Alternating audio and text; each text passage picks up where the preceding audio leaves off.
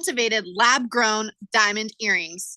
2 carats total weight, collection color and lab-grown, only $25.90. And she'd love this amazing tennis bracelet in natural mind. 4 carats total weight in yellow or white gold, only $39.90. And how about this diamond chain in cultivated? 12.5 carats total weight, collection color and lab-grown, only $79.90. And last but not least, especially this year, 1.5 carat floating diamond pendant. Collection color and lab-grown, only $9.90. Call, email, or message us for an in-person appointment. Or sit back and relax for free FedEx shipping anywhere in the USA. Call Diamond Dave at 480-397-2450. That's 480-397-2450. Or follow him on Instagram at Diamond Dave Cantor. That's at Diamond Dave, Kantor. Texting enrolls you in recurring automated marketing text messages. Consent not required to purchase. Message and data rates may apply.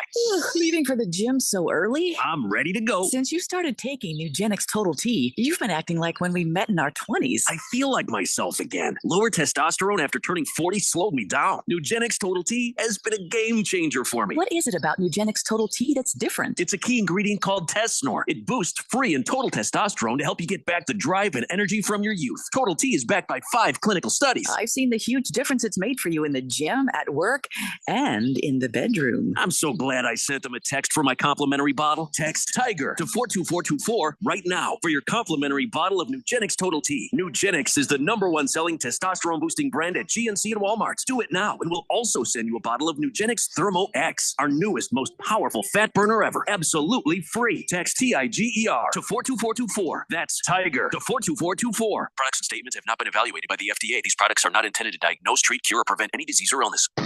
AZ Preps 365, your source for all the news, info, highlights, and more. Athlete news and interviews. Talk with coaches. Keep you up to date with the changes, moves, upcoming events, and more. AZ Preps 365, Arizona's ultimate prep sports show. If you miss a minute, you miss a lot. AZ Preps 365, Saturday mornings 8 till 10 on 1580 and 99.3 The Fanatic, and always on at 1580thefanatic.com.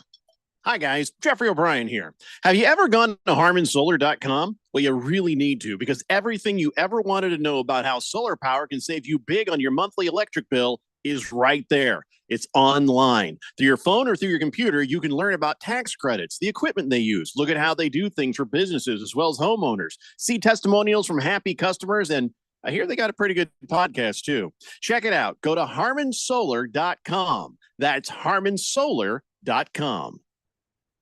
Sports bettors, we've all been there. You have a live bet lined up, you check the odds one more time, place the bet only to see the bet delayed by the spinny wheel, line move, and your bet rejected.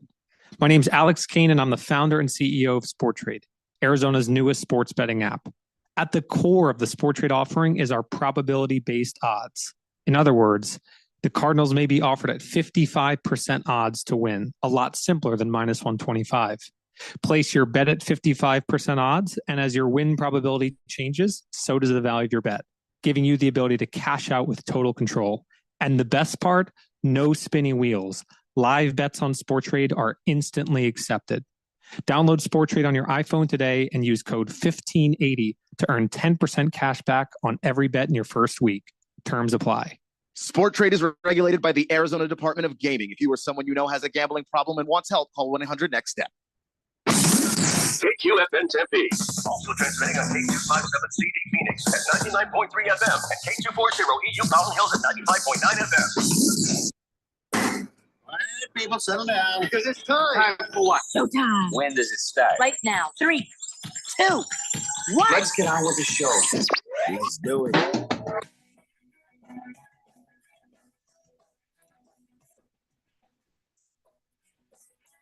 All right, everybody, it's Friday here on the Daily Blender, and your good friend, radio pal, Jeffrey O'Brien, alongside Randy White.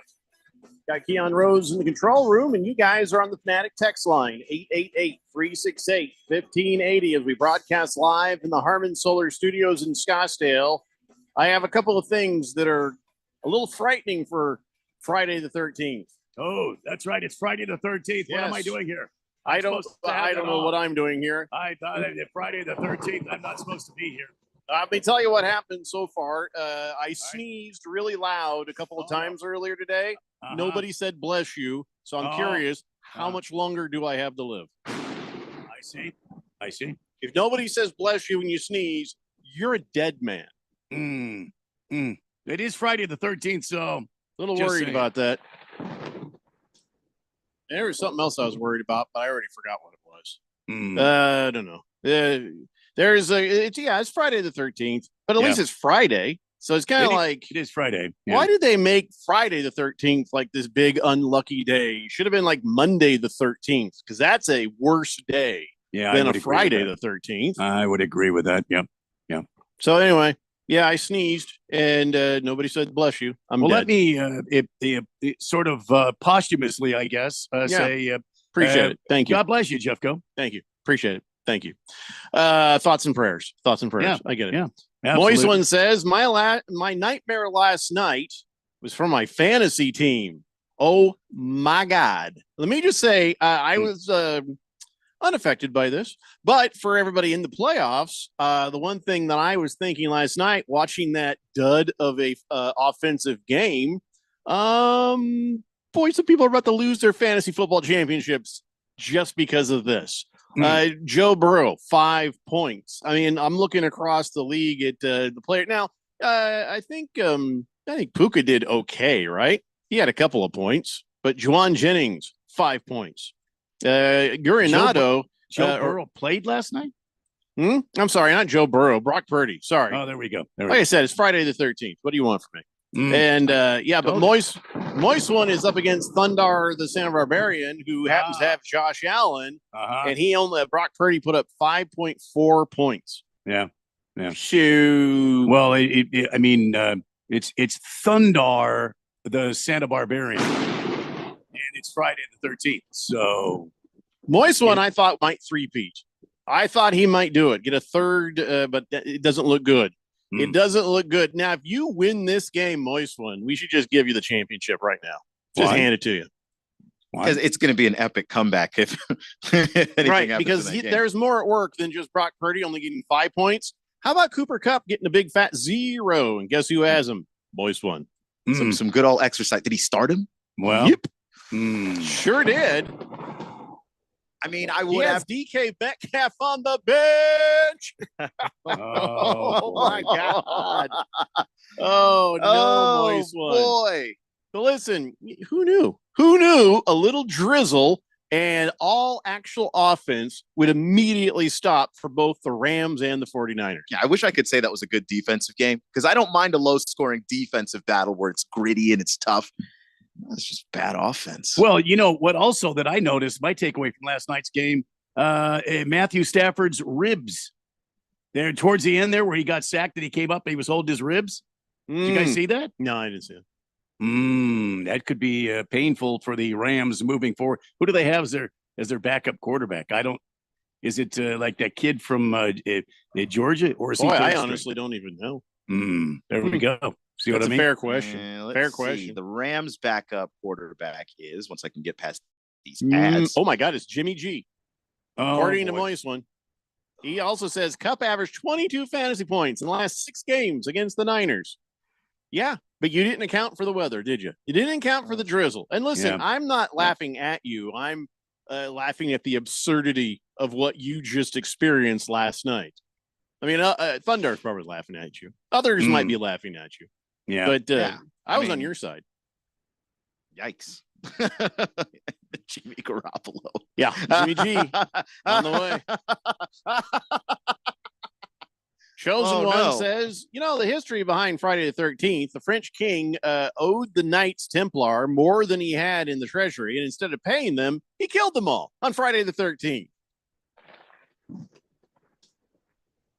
I thought they were supposed to be like epic badasses, though. How'd they let them get the drop on them? Well, that's maybe kind of if- on them. Yeah. You know what I mean? Yeah, And them maybe they- Templar Knights should have known better. Maybe they were playing cards or something, and the King's men snuck up on them. It was again, but you're supposed Friday to be the these epic 13th. badasses. Well, Yeah, but I mean, that doesn't mean that if you're outnumbered by the I don't rest know. of Here- the King's Guard, if the king I don't says, care. "Hey, come on in, got an audience for you," and then you're outnumbered 40-1 because my plan was actually Yeah, to that's kill true. you. I don't Yeah. care how badass you are. You're not beating 40 guys. Let me just Well, say, if these guys could handle the Crusades. I don't know why they couldn't handle A lot of the French Crusades king. was killing innocent people. That wasn't badass at all. They should have killed more innocent people. I mean, Yeah, well, you weren't going to kill the guys that actually had swords. That's the No. problem. Oh, see, there it is. Yeah, I guess you may be. If you're outnumbered 40-1 and they can actually fight this time, sorry, dudes. So you're a badass with a sword, not so badass without a sword. Yeah, I mean, it's just, and the king can trick you in just a number of different ways if he really wants to. I mean, Well, I mean, he could, Okay. yeah. And the king can't really just move but one space at a time, and it can't even go diagonally on the chessboard. So I don't know how. Oh, that's true. I don't know right how there. that's. Of course, the knights have to go in like an L or Yeah. a J formation. It's really Yeah, awkward. Yeah, it's kind of weird. Swazman says Jimmy G is a winner. Keon, a winner. what do you win? Yeah, that's a good question. I remember seeing a loser in that Super Bowl I saw. I don't know. We are moments away from somebody saying a porn star. That's Yeah, somebody's well, gonna bring that up hey, immediately man, as good- his only accomplishment. Good for him, but not on the football field. Rainy City Bitch Pigeon says that was one of the worst things I've watched with one cup since that damn video. What? So stupid.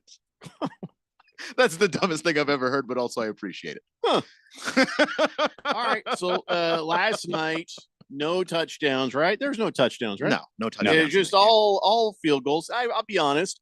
We turned it off for a while and we watched an hour of Landman, and then we came back and it was the exact same game as when we left. And I'm like, well, I thought the rain stopped. Nothing good is happening. And then we watched the last quarter, and still nothing good happened. Nothing at all happened except for Puka Nacua catching a ball upside the head of another guy, and everybody going, "Ooh, that was amazing." That's the only thing of note. Well, okay, that's not the only thing of note that happened. Deebo Samuel, get me the ball. Get me the ball. All right, here's the ball. Oh, I can't. What? No, wait. No, I don't mean that. Oh, no. Oops. I got it. Oh, my guy. Oh, you got to.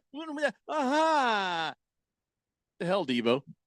Deebo, don't call for the ball if you can't catch the ball. Don't call for the ball if you can't catch the ball. Here comes the ball.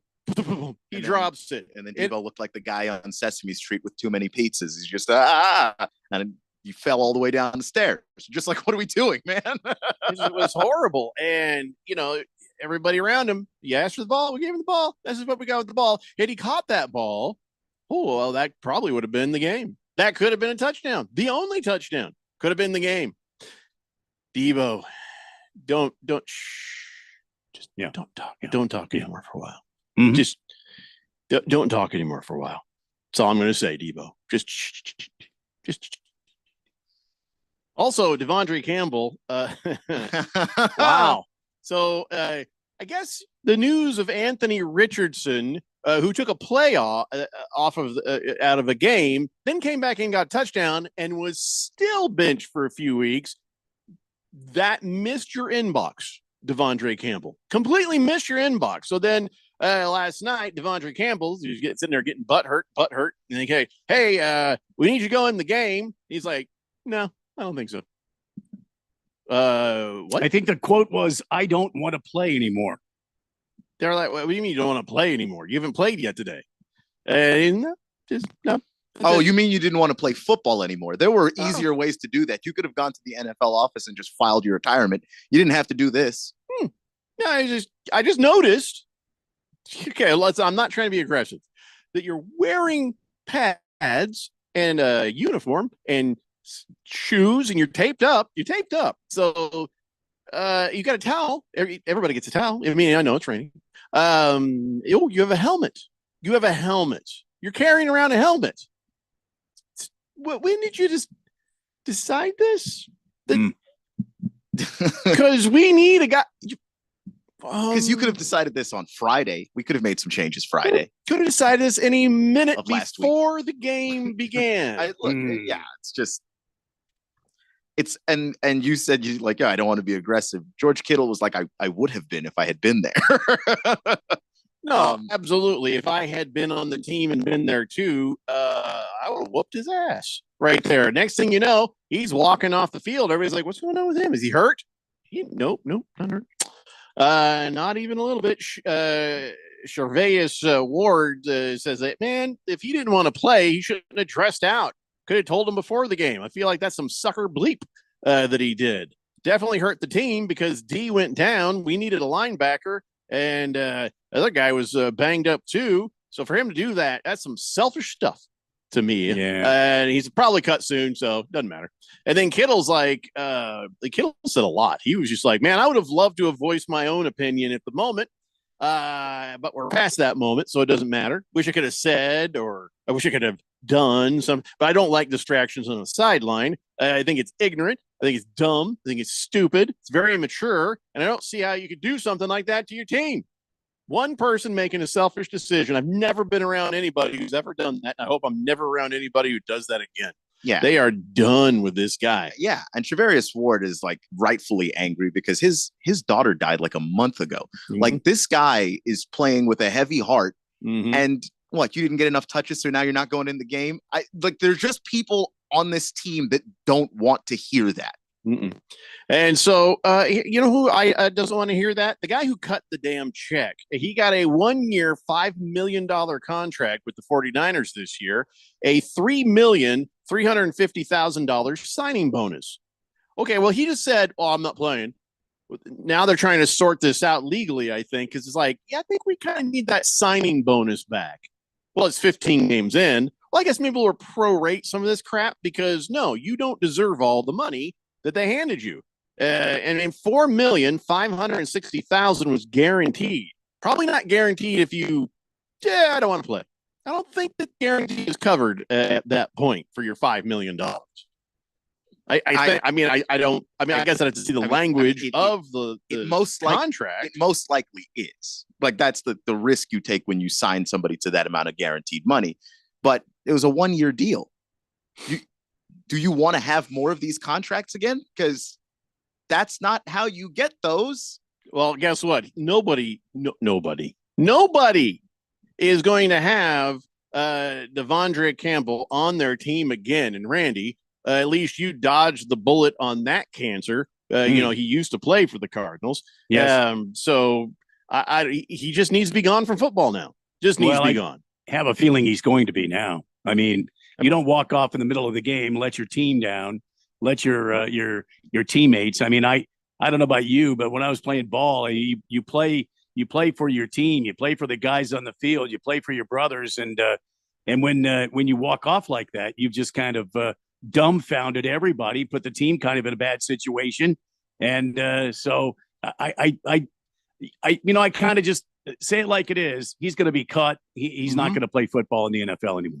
Now, the reason it's taking as long as it is, at least at the point before the show, that he hasn't been cut or fired or whatever, is the coach says, well, they're working on the semantics. Well, no, they're working on the legalities. They're working on, okay, how do we get out of paying this bozo? We can't get out of it. Let's make sure. Can we? You know, they're looking at all the angles before they finally just, send him down the driveway. Yeah. But he's already down the driveway. Yeah. I think they're going to have to pay him. I mean, like, I just don't know how you get out of it necessarily because of the nature of the language of how the guaranteed money works in the NFL. That's the reason why so little of it is guaranteed. There has to be a clause in the contract, except for if you walk off like a bitch. You know what I'm saying? That most people wouldn't assume that was even possible. Like George Kittle said, expect it. Like George Kittle said, that it's not something that most guys in the NFL do. Most guys might mentally check out. Like, yeah, you know what? We're 3-10. My mind is in Cancun, but my ass is still on that field playing. Like that's usually how that goes. That is, you've got to have a contingency for almost everything when it comes to a contract, especially when you're dealing, with young human beings. You know what I'm saying? There's always a young, dumb guy who comes along and finds a way to sabotage themselves, but you also have to protect yourself from their sabotage. It was bad last night. They didn't have a guy to go on the field. It was bad. That being said, Devondre Campbell's not 24. He's 31. No. He just retired himself with a tantrum. Yeah, which is good for you. Like that's your legacy in the NFL now, Devondre. Congratulations. That's how people are going to remember you. And it's not like he's a bad player. He's a 9-time Pro Bowler. He's a solid player, but that's I mean, that's irrelevant That's at neither that here moment. nor there if you're not. Oh, if you're not I out there on the field. understand that. That's not what I'm saying. What I'm saying is he's a 9-time Pro Bowler. It's not like he's some scrub that that just kind of rides the pine most of the time, takes up space on the team, and goes in on special teams and that sort of thing. He's a 9-time Pro Bowler, and for him to have this kind of attitude and walk off in the middle of a game, it's just it's unforgivable. Berg says, "What an ass," or he says, "Ooh, what an ass." I really don't know. I don't know how he meant it. Ooh. It's either "what an ass" or "what an ass." I don't know. I don't know where Berg is coming from on this one. Walter Mellon says, "Did he leave and go home, or was there a very awkward moment in the locker room after the game?" I'd imagine some people would have wanted to fight him. Yeah, I'm pretty sure they said, "You should go home now." I just about to guarantee you he was not in the locker room. If you walk off the field, you got to believe he left. He just and that's for the best, because I don't think that you want to have to face those other 52 men in that locker room after what you did there. Hefty Lefty says that dude's about to get the soap and the sock beating that Gomer Pyle got in Full Metal Jacket. That's what I'm saying. That's why they probably helped him leave. He might just get the out in the open beating. The soap you know and the what? socks is when you want to hide it. Like, I don't think that anybody in that building was feeling that day like they wanted to hide it, including, and it goes all the way up to the top, back to, like you said, the guy that cuts the checks. Yeah, plus the loss. Okay? There was a loss. You lost the game. So people are already grumpy. And by the way, you also lost the game at home. Get in your car and drive your ass away quick, because when these guys get to the locker room, you're the last face they're going to want to see, or the first face they're going to want to punch. Oaktown Destroyer says, "Unbelievable how these guys make as much money and then they want to quit right in the middle of a game. How stupid." Yeah, and emotions get away from them. Yeah, and I don't want to make it seem like it's most people. Like, there's a reason why we're talking about this right now. If it happened all the time, we wouldn't really be bringing it up. But like you're talking about, most of these guys are professionals, at least. Even if they don't love what they're doing, the team's not great, they're not getting as much playing time as they'd like, you still go out there and do it because it is your job. You don't have to love it, but you do have to do it. Just a Tip says, "Almost makes me think there's issues in his life we don't know about." Like Keon pointed out. You mean like Shavarius Ward's issues? Yeah. If you don't have worse issues than that, then STFU. And again, you could have said this at any time before game time. If you had a situation where you're like, I got to take a mental health day, guys, I just don't have it. The time to decide that isn't after you've suited up and everybody is relying on you, and in the moment when they said that you're outgoing in the game. Now, the word that I've heard is that, Greenlaw was getting more playing time than him when he came back. And so he was mad about that. And so when Greenlaw exited and they asked Campbell to go back in, then he decided he was going to have a hissy fit, which to me isn't a real problem. Swazman says, maybe this guy has PTSD, concussion problems like Antonio Brown. Well, I mean, anybody could. Doesn't mean everybody does. Lost Toby says he was released earlier in the year by the Packers. Hefty Lefty says even the backup punter was looking at him like, what a softy. Yeah, but probably in another language. Wilbur says, can you imagine when Campbell got home last night early and his wife looks at him and says, wait, what are you home for? Like, aren't you supposed to be playing? And he says, oh, I just quit my job. Can you imagine explaining that he's going to have to do? No, I guess he doesn't care. He's made tens of millions of dollars in this league. I don't think he's going to have to do any explaining. Killer Rabbit says, I could see the 49ers locker room looked like the scene in Airplane where everybody was lined up just to hurt the guy. Yeah, everybody'd like to smack the bleep out of him. But he's not the only one that rubbed people the wrong way last night. We'll come back and talk about that a little more when we come back. It's the Daily Blender here on 1580 The Fanatic. This is Brent Musburger's Action Update on 1580 and 99.3 The Fanatic. This update brought to you by Sport Trade. Download the Sport Trade app and use code VSIN to earn 10% cash back on every bet in your first week. Gambling problem? Call 1-800-NEXT-STEP. Buffalo Bills quarterback Josh Allen, now the betting favorite to win the MVP. Allen is at minus 400, while Saquon Barkley, who leads the league in rushing, is at plus 550.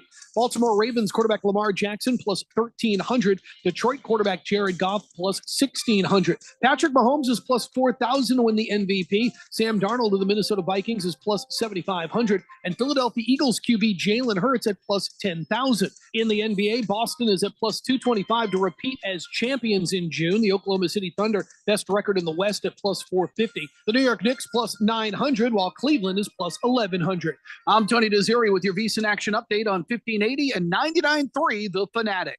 Breaking news, and this one is almost unbelievable. Yeah, it's all about new customers at Bet365 because they get $150 in bonus bets when they bet $5. And even better, bonus bets can be used on the spread, totals, and player props. There you have it. Bet $5 to get $150 in bonus bets. And see why. It's never ordinary at Bet365. Gambling problem? Call 1-800-NEXT-STEP. 21 plus only. Must be physically located in Arizona. Terms and conditions apply. Hey guys, Jeffrey O'Brien here. Did you know Harman Solar has gone super high tech? There's an amazing tool at harmansolar.com that'll give you an instant ballpark solar estimate using satellites from space. You just type in a little information, and within seconds, you'll have an idea of just how little money it takes to save big on that monthly electric bill. I did it, and within seconds, they measured my roof and calculated my savings. It's very impressive. Go to harmansolar.com and give it a try yourself. That's harmansolar.com. Texting enrolls you in recurring automated marketing text messages. Consent not required to purchase. Message and data rates may apply. Leaving for the gym so early? I'm ready to go. Since you started taking Nugenix Total T, you've been acting like when we met in our 20s. I feel like myself again. Lower testosterone after turning 40 slowed me down. Nugenix Total T has been a game changer for me. What is it about Nugenix Total T that's different? It's a key ingredient called Tesnor. It boosts free and total testosterone to help you get back the drive and energy from your youth. Total T is backed by 5 clinical studies. I've seen the huge difference it's made for you in the gym, at work, and in the bedroom. I'm so glad I sent them a text for my complimentary bottle. Text TIGER to 42424 right now for your complimentary bottle of Nugenix Total T. Nugenix is the #1 selling testosterone boosting brand at GNC and Walmart. Do it now, and we'll also send you a bottle of Nugenix Thermo X, our newest, most powerful fat burner ever. Absolutely free. Text TIGER to 42424. That's TIGER to 42424. Products and statements have not been evaluated by the FDA. These products are not intended to diagnose, treat, cure, or prevent any disease or illness. Now open in Scottsdale. It's United Forte Custom Door Showroom with 40,000 Euro doors and hundreds of state-of-the-art designs and finishes on display, plus kitchen cabinets, bathroom vanities, and more, all at wholesale prices. Builders, contractors, designers, and yes, you. Come see our showroom on Greenway Hayden Loop. That's United Forte, P-O-R-T-E. Stop by to see and feel the quality. United Forte Custom Doors. Find us at uporte.com. That's uporte.com. Sunday night is football night on The Fanatic. The Green Bay Packers are on the road to the Pacific Northwest to take on the Seahawks. Now with a comfortable game lead in the NFC West, look to take care of business at home in front of the 12th man. The Pack won't go away easy, though. They're still in the hunt for a playoff berth of their own. Packers at Seahawks.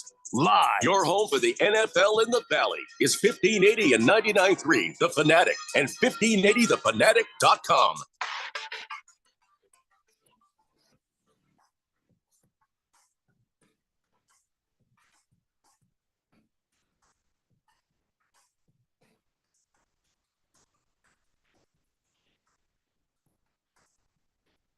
Dave Blender here on 1580 The Fanatic, National Ice Cream Day and National Cocoa Day all at the same time. So you could have some ice cream now, then have a little cocoa with some a little Bailey's in it later. That'd be nice, wouldn't it?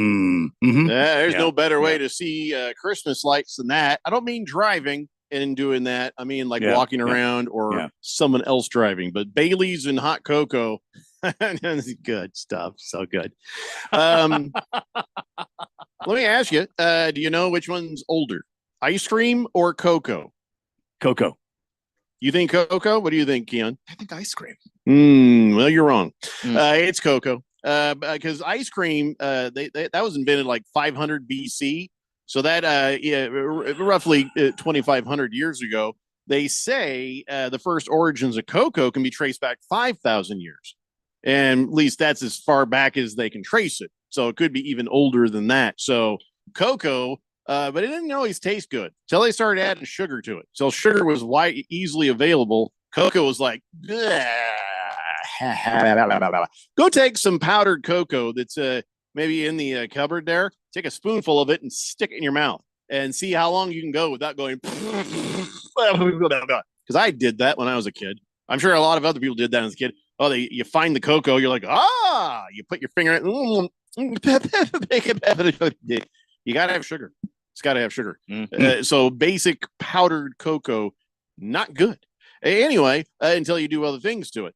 So I don't know. Which one will you observe today? Cocoa Day or ice cream day? Probably both. I think now that I've said Bailey's. Maybe right? I'll have chocolate ice cream. Mm-hmm. No, that'd be a good way to do both. That's a good compromise. Chocolate ice cream with some Bailey's poured over it. See what I did there? Yeah, but Justin laid their face in the crowd says, checkmate. Bailey's now has a chocolate flavor. Yeah, I was not aware of that. Maybe I'll just get a bottle of Bailey's chocolate and drink that just straight. Just look. Yeah. No, but hot cocoa is really, really good with Bailey's. Like too good with Bailey's. Dangerously good. With Bailey's. Like maybe shouldn't do this with Bailey's. Is that your kryptonite, Jeffco? I should probably get off the roof with Bailey's. Stop throwing things at people, Bailey's. You know what's odd is I heard that just before I was thrown off the roof at CRC Broadcasting today. That never happened. That never happened. Oh yeah, I feel like it was. Yeah, you don't remember because you have amnesia from being thrown off the roof. Is 888-368-1580? Maybe. So Walter Mellon has a theory. He says, maybe that guy is worried about somebody breaking into his house, so he had to rush home. Oh, good point. That's a good point there. I don't think that's what that is. I don't think a guy on a $5 million contract is the guy whose house you're breaking into. Mm-hmm. Like the guy who bought a Batmobile, you break into his house. And they did. And they did, right? Yeah. And Mahomes and Kelsey, because you're dating Taylor Swift. Guess what? You've got to have money. Joe's first thought wasn't about his girlfriend. Joe's first thought was, thank God I didn't already have the Batmobile there. Oh, can you imagine? They might have stole my Batmobile. Hefty Lefty says, made the mistake as a child of taking a heaping tablespoon of Hershey's baking chocolate and putting it down the hatch. My fat ass was so upset when I found out the only chocolate in the house was 99% cocoa. That's what I'm talking about. We've all had some version of that, my friend. Just another face in the crowd says Bailey's out of the freezer is the best way to enjoy it. Bailey's out of the freezer. Oh, okay. Well, as long as it doesn't freeze. And by the way, depending on your freezer settings, that whole myth that alcohol doesn't freeze, that is not absolute. That is not absolute. Like tequila won't freeze, but other mixtures might, or it just messes stuff. And Bailey's has it has an amount of cream in there, and that could screw up the consistency. I would not freeze Bailey's. I mean, hell, if you like it, that's great. But it's in the refrigerator door. Just for easy access. Make sure your Bailey's is in a squeeze bottle if you put it in the freezer. Oh yeah. That's a good point. I don't think they make squeeze bottles for Bailey's. But Squeeze that right out there. If you put it in like an unused ketchup squeezer. Oh, there you go. Yeah. There you go. Yeah. So I was telling you that at that game last night, walking off and saying, nope, I don't want to play. Wasn't the only thing. People are giving Kirk Herbstreit all kinds of hell for something. It's probably not even his fault. So here's what happened.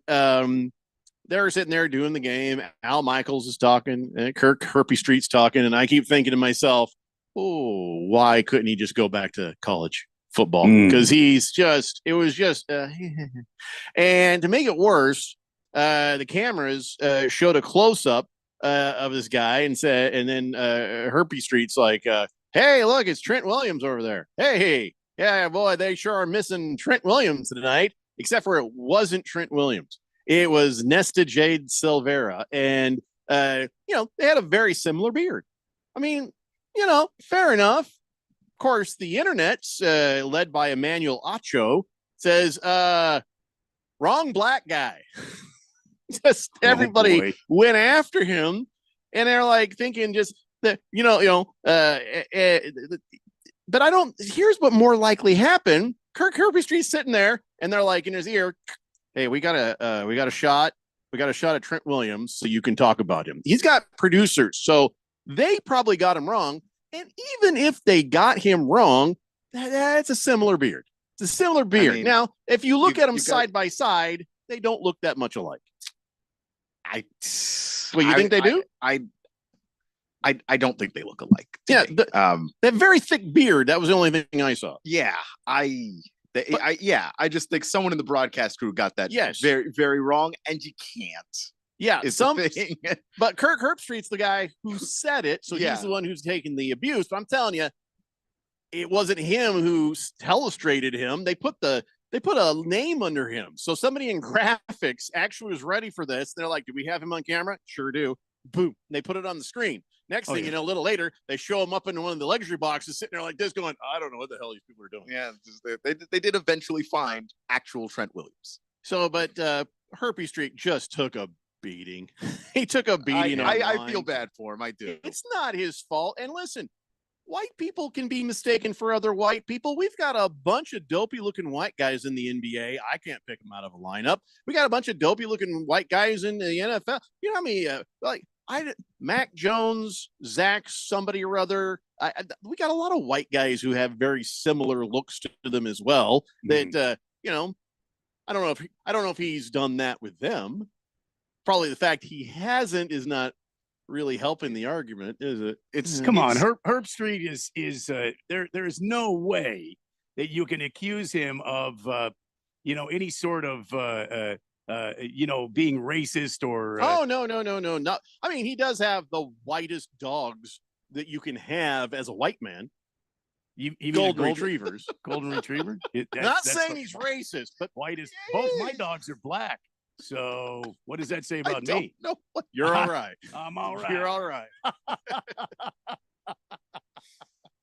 My dogs are mixed colors, which means I'm just I've got all sorts of dog hair. That's it. There's no. Yeah, it means that it shows up in every color of clothes. Everything I that you have. own. Everything You've I got own. a pair of blue jeans. If your jeans are black, if your jeans, you got a Doesn't red matter. sweater, you got a blue shirt. You don't have to look close to realize, oh, he's got dogs.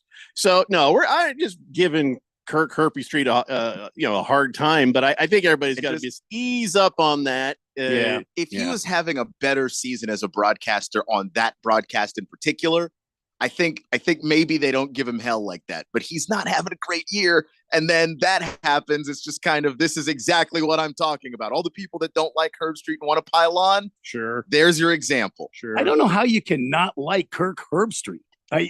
He's such a nice dude. I've got no problem with him, but he's not very good at NFL stuff. When he sits there talking about stuff, I cringe a little bit. His knowledge base, let me help you out, less than mine. And that's the thing, is like maybe a more seasoned NFL broadcaster would know. Yeah. That's not Trent. Yeah. Well, I mean, but can we at least admit they both have really nice beards? The beards are the same. Beards are the same. If Prime comes to you, either one of you guys, and says, here's multi-millions of dollars. Deion we Sanders? want you to what? Amazon. Oh, he's at Amazon Prime. So I thought you were talking about Prime TV, Prime. Deion would offer me networks. anything. No, I don't think we have any years of cautionary eligibility tale left. about not Oh, losing no, toes to I don't think. diabetes. No, I don't think that Keon. I don't think that Dion would offer you anything. No. Keon certainly won't. Keon I can't. has nothing to offer you at this point. So that's not even a desire issue. That's but, I mean, so look, Jeff Bezos comes up and offers what? Millions and millions of dollars. I'll take it.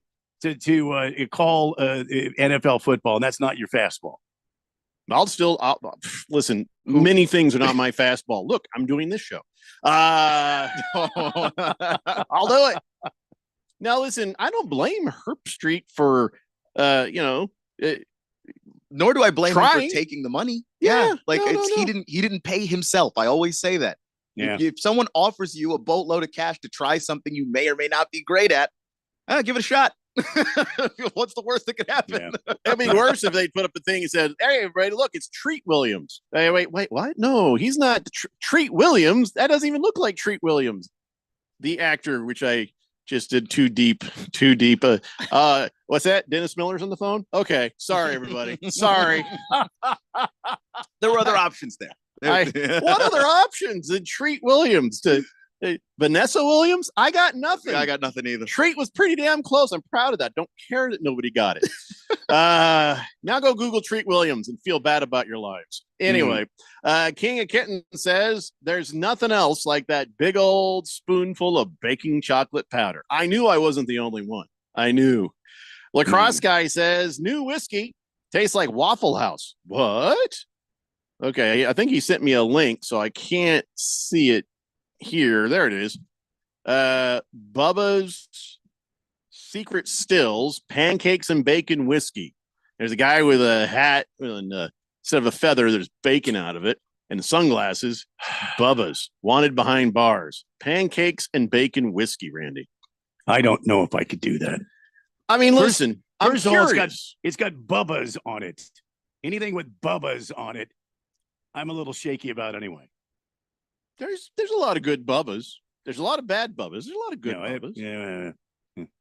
There's some Bubba's barbecue sauce. Oh my You know, God, that's good. in this case, I would have to be more like Jeffrey's, his go-to on this. Yeah. Just hold all that stuff and just give me the whiskey.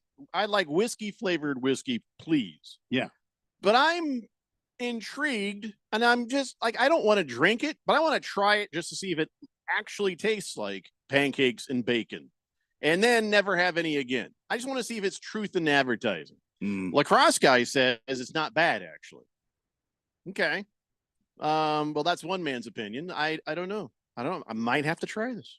Doesn't Lacrosse guy? Doesn't he? Isn't he in the? Isn't he in the alcohol business? Yeah. So that doesn't mean his taste buds work better than yours or mine. Well, It's just no, his opinion. I'm not saying that. I'm just saying that. He's probably sampled it, several times. So, George, don't mess with me. Don't screw with me. Not today. Uh-oh. Of all days, not today, George. Oh boy. Big George says breaking news. President-elect Donald Trump just announced he would use his best efforts to eliminate daylight savings time, stating that daylight savings time is inconvenient and costly to our nation. Wow. Oh, and there you go. Oh, I mean, there's been a bill or something just sitting around that got half passed, and then everybody forgot about it. And I don't know what his best efforts mean. I don't know. I mean, where were his best efforts to make sure all the tanning stuff got full coverage? I don't know. Where was his best efforts to make sure that thing on his head, didn't look like a windsock? I mean, there's a lot of best efforts, but if this is one thing that would make my life a little happier, especially if it goes into effect after the spring. Like this spring, when they change the clocks again, now just leave it. Right? Yes. Leave it. You would hope so. Yes. Because that's what I like. I'd be like, thank you. Just all right. Rattlers fan, number one Rattlers fan says, so peanut butter whiskey is called Screwball, and you mix that with vanilla ice cream to make a shake. Oh boy, is that good, he says. Yeah, okay. Well, I would drink that. That sounds fun. Peanut butter whiskey and vanilla ice cream. Yeah, you make it like a. This is like I'm here for it. It's like this is like a pothead decided that they wanted to branch out with ideas. I've seen some I mean, I've seen some food that's been infused with the marijuana, and I'm like, this is a stoner's dream right here. This is why do we have to infuse everything? Can't we just like things as they are? Like, hey, you like bacon? You like pancakes? We'll go have some goddamn bacon and pancakes, and then later have some whiskey. You know, you're like sitting there, it's like that's like an alcoholic's like lazy right there. Yeah, like I want bacon pancakes and I want my whiskey. I want because they did have the Eggo waffles one last year. You reach over on the nightstand. Breakfast. Now I feel like I've been to Denny's. The breakfast of champions, right there. Of course, a lot of whiskey on your shirt. You do feel like you've been to Denny's. It's the only time I've ever been to Denny's. But that's usually regurgitated whiskey on your shirt when you go to the Denny's. Somebody else's blood. Wait, how'd that get there? Mm-hmm. Lacrosse guy says he'll get us a bottle. A small one. Can you get like an plain I just want to taste it and see what it is. I don't actually want to drink it. I don't know. I will drink whatever it is. All right, well then I guess whatever bottle, just let Keon take it home. But Yeah. it's interesting. It's interesting. I just don't. Beer should be beer. Whiskey should be whiskey, and that's it. Why do we gotta? Thank you. What? Some people like a blend, like a crossover. Go get a hobby or a girlfriend. You just find something in your life to concentrate on. It doesn't mean you just so much. I just don't get. Just a Tip says, I'll eat pancakes. I'll eat bacon. And then I'll thinky wheel your computer to death. Yeah, I don't know what the rest of his text is. Sometimes that does in fact happen. I'll drink whiskey. Lost Toby says, people love to be offended. Yes, they do. Yes, they do. Sometimes we should stand up and be offended and say something is wrong. Other times we should be like, come on, guys. Come on. Killer Rabbit says, poor Herpes Street. I can't tell Jake Gyllenhaal from Maggie Gyllenhaal. I think that's a you problem. Yeah, I can tell them apart. Yeah, they're not similar looking at all. What's weird is if you actually spelled their last name right. I can't say you See, did. now there you I go. Can't say I you mean, is did. it 2 L's or 1 L? Who could say? And that's in the middle. I mean, we're not even talking about the end. Yeah, Just a Tip is right. Just give me a plate of pancakes. Give me a bottle of whiskey. Yeah, we're good. We're good. That does seem better. I will, however, not complain about the combination of the two things. He says that's what you do when you're in a Minnesota ice hut fishing. You get some pancakes and you get some whiskey. He's like, I don't think you need them in the bottle. I don't think you need them in one bottle. Walter Mellon says, I agree with Jeffrey. Have your pancakes and bacon with a short glass of whiskey neat, like a true alcoholic. True alcoholic drinks the whiskey and thinks about maybe having breakfast and then doesn't. Chosen One says, with tequila being my drink of choice, I do like me some cucumber and jalapeno tequila. I can't even put the words together that you just said in my head right now. Mm-hmm. A lot of that just doesn't make sense. I'm going to go to break now. It's the Daily Blender here on 1580, The Fanatic. This message comes from Viking, committed to exploring the world in comfort. Journey through the heart of Europe on an elegant Viking longship with thoughtful service, destination-focused dining, and cultural enrichment on board and on shore. With small ships that bring travelers closer to the destination, there's more time to explore. And every Viking voyage is all-inclusive, with no children and no casinos. Learn more at Viking.com. Cashback is not available on gas in New Jersey and Wisconsin. $5,000. That's the average amount of money people in the U.S. are now spending on gas in a year. $5,000. That's crazy. If you drive, you have to download Upside, the free app that gives you cash back every time you get gas. That's right. You can earn real cash back with Upside just by buying the gas you're already buying. You can literally start earning cash back today. I use Upside every time I fill up, and I've already made around $300. You're putting gas in your car anyway. Why not get real cash back? If you like free money, download Upside. I'm saving the cash I earn from using Upside to help pay for a vacation later this year. Download the free Upside app now to earn cash back every time you buy gas. Use promo code AIRPORT25 to get an extra 25 cents per gallon on your first tank. You can cash out anytime right to your bank, PayPal, or a gift card for Amazon and other brands. Just download the free Upside app and use promo code AIRPORT25 for a 25 cents per gallon bonus on your first tank. That's code AIRPORT25 for a 25 cents per gallon bonus. In most countries of the world, Porte means door. United Porte Custom Doors, located in the Scottsdale Airport Design District, is now open with over 40,000 European doors, all in stock, ready for delivery, and at wholesale prices. Designers, contractors, builders, and yes, you. Come see our showroom on Greenway Hayden Loop. That's United Porte, Porte. Stop by to see and feel the quality at United Porte Custom Doors. Find us at uporte.com. That's uporte.com. Did you know that daily multivitamins boost your health on the inside and the outside? It's true. Multivitamins with folic acid boost energy levels, improve your mood, and promote overall wellness. And if you decide to have a baby, they can help prevent birth defects in a pregnancy. That's why the Arizona Department of Health Services is offering a free 3-month supply of multivitamins. Visit azdhs.gov/PowerMe A to C for free vitamins. Sponsored by the Arizona Department of Health Services. The GCU men's basketball squad is coming off their winningest season in 35 years, their third trip to the NCAA tournament in 4 years, and their first ever NCAA tournament victory. Returning 4 of their 5 starters in Ray Harrison, Colin Moore, Duke Brennan, and reigning WAC Player of the Year Tyon Grant Foster, the Lopes look to defend their WAC titles and make a run to the Sweet 16. With a non-conference slate including Stanford, Georgia, and crosstown rival Arizona State, you won't want to miss a moment of the action. So join me, Michael Potter, and Lopes insider Paul Coro all season long right here on the home of the Lopes, 1580 The Fanatic. Lopes up. It's the sound of the fight songs, the excitement of the rivalries. It's the unbelievable upsets. It's the Heisman hopefuls. It's the national rankings. College football is coming. Listen for it on 1580 and 99.3, The Fanatic.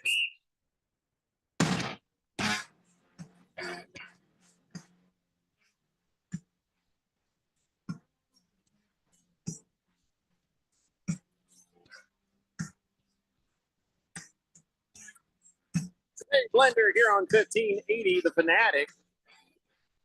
I'm going to take this moment to offer a public service announcement to everyone listening to this silliness. And the public service announcement is something that, well, I just sort of accidentally realized and had to get up on a ladder and take care of today. So here's the thing. I got the dryer lint, and you're supposed to clean out the dryer lint every time you use the dryer. We do that. Of course we do. What are we, monsters? And so we clean out the dryer lint. And then, then that's all good. Now, a few years ago, some bird got into our dryer vent on the outside and built a nest and laid eggs. And I'm in the laundry room and I hear like all these little birds chirping. I'm like, oh my God, what the? And so I go out there and I'm like, okay, well, I can't do anything about this now. They're enjoying probably the warm air and the shelter from the predators. And so I had to wait until they all left home. And so once they were gone, I put on this cap, and then I put on this, it has this little grate, so birds can't get in, but air can come out.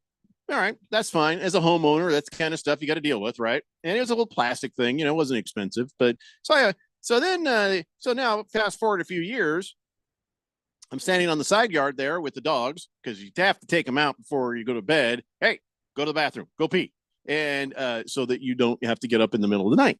Yes. Just like my wife does with me. She comes and she points at the back, go pee, outside. go pee. Yeah, I'm go like, pee. oh, yeah, okay. So I'm standing here and I hear,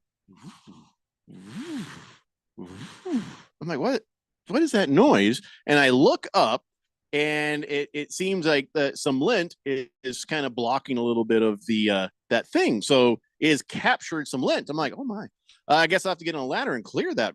I told my wife, don't use the dryer anymore to clear that out because we don't want a fire. So I go out there this morning, and I'm not expecting much. And I'm in my pajama bottoms, and I go up there and I pull the thing off. I bleep you not, it was enough lint. Like, imagine when you peel out the biggest chunk of lint out of your dryer sheet, your dryer lint thing. It was enough lint to make an oven mitt. That's how thick and big this was. Oh, no. Like, how do we not burnt this house down sooner?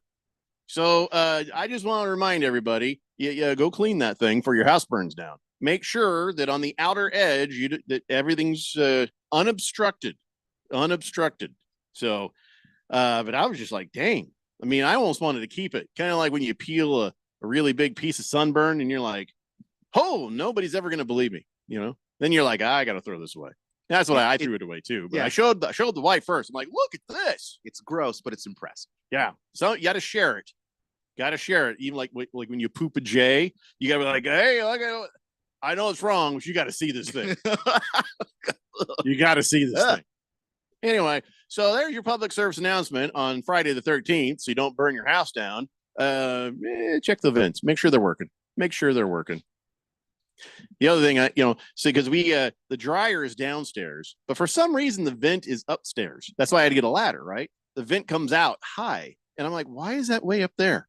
And then I thought, boy, if them baby birds, what if they died? And then I got dead baby birds in my vent. You know what I'm saying? It's a good thing it's not an intake; it's an output. And you know what I'm saying? They're like, do I have ghost baby birds? You know what I mean? No, I think they all got to a point where they could fly away. So I'd like to believe that. Yeah. I'd like to believe that.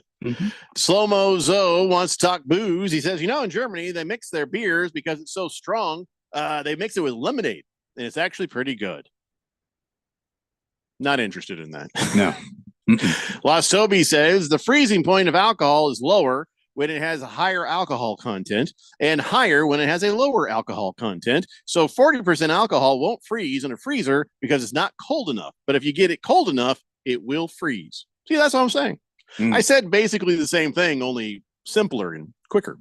Random texture says, so you don't have hard-boiled eggs that day, huh? Oh, no, listen, that's like a moment, and then I forget, and I'll just eat anything right after. You can't even, make me too sad about that. Hell, I'd have eaten them little birdies as wings if I had to.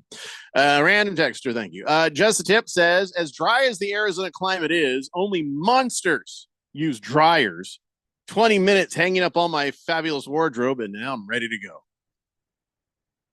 Only monsters use dryers? Are you from the past? I use a dryer.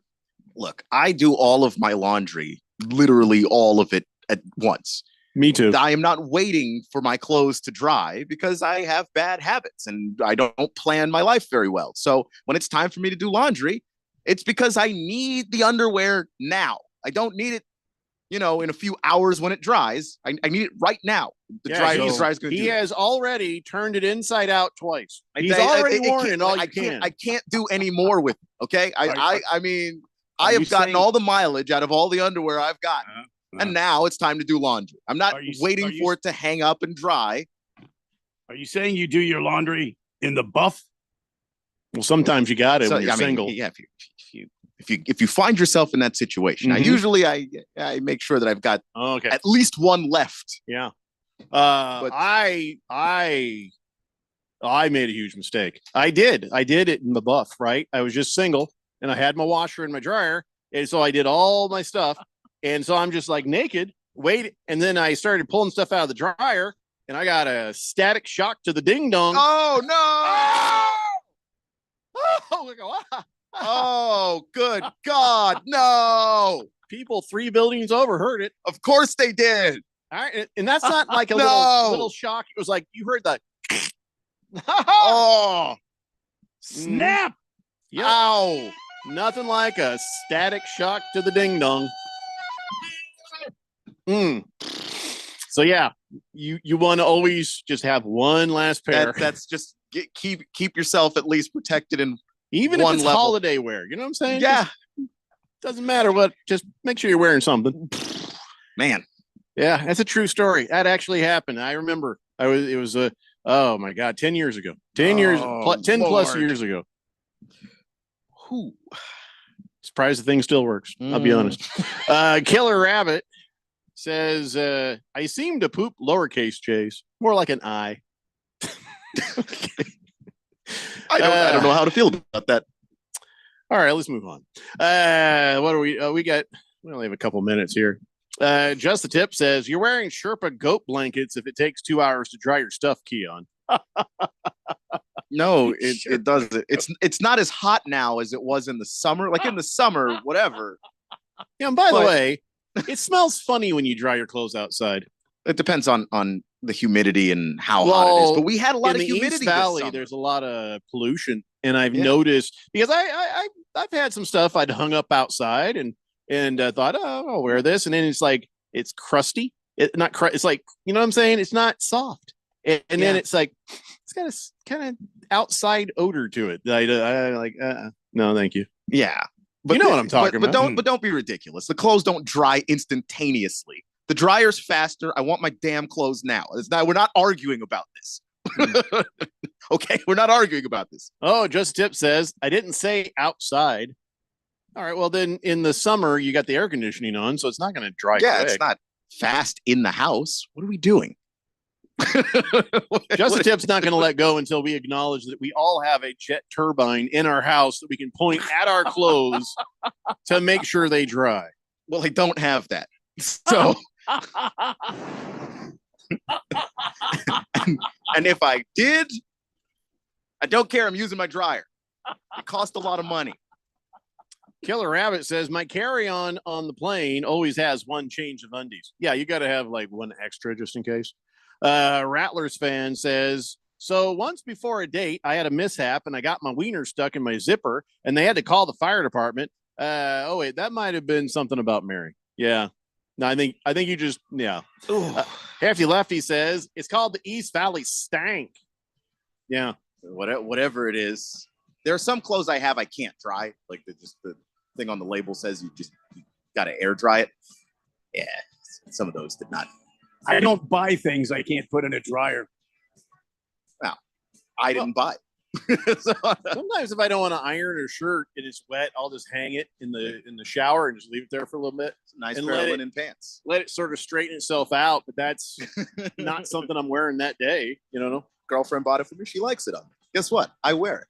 Yeah.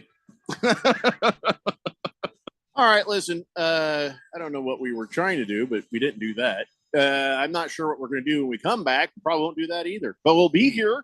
We got 2 more hours to do it. And pretty sure it's the Daily Blender here on 1580, The Fanatic. Breaking news, and this one is almost unbelievable. Yeah, it's all about new customers at Bet365 because they get $150 in bonus bets when they bet $5. And even better, bonus bets can be used on the spread, totals, and player props. There you have it. Bet $5 to get $150 in bonus bets. And see why. It's never ordinary at Bet365. Gambling problem? Call 1-800-NEXT-STEP. 21 plus only. Must be physically located in Arizona. Terms and conditions apply.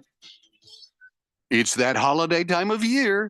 Give the gift of hearing to you or a loved one. Rated in the best hearing aids of 2024 by USA Today. Audient Hearing has the highest quality hearing aids at the lowest prices, just $189. I actually like them better than my old $5,000 hearing aids. Join over 500,000 happy customers by going to AudientHearing.com.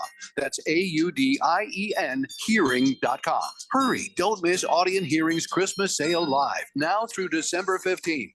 Now open in Scottsdale. It's United Forte Custom Door Showroom with 40,000 Euro doors and hundreds of state-of-the-art designs and finishes on display, plus kitchen cabinets, bathroom vanities, and more, all at wholesale prices. Builders, contractors, designers, and yes, you. Come see our showroom on Greenway Hayden Loop. That's United Forte, P-O-R-T-E. Stop by to see and feel the quality. United Forte Custom Doors. Find us at uporte.com.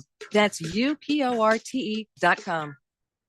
My pain is considerable, but that prescription is dangerous. The side effects of my medicine are worse than my condition. I'm in recovery. I can't take those pills. When faced with a health crisis, you shouldn't have to choose between risks. At the Naturopathic Physicians Group in Scottsdale, our medical doctors are experts in full spectrum care using a natural approach. Patients come in for a variety of issues, including joint pain, chronic conditions, and issues specific to men's and women's health. Our naturopathic doctors can restore pain-free joint function and restore balance in immune, digestive, and hormone systems, which often improves immediate physical symptoms without having you take a bunch of pills. If traditional medicines aren't working, don't you think it's time to start feeling like yourself again? Call Naturopathic Physicians Group at 480-451-6161. That's 480-451-6161. Or go to naturopathicgroup.com.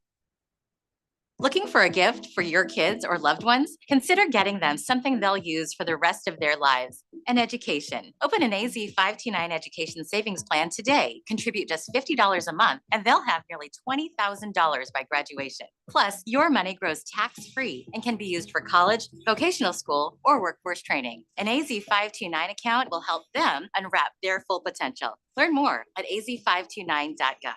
This message is sponsored by the Office of the Arizona State Treasurer.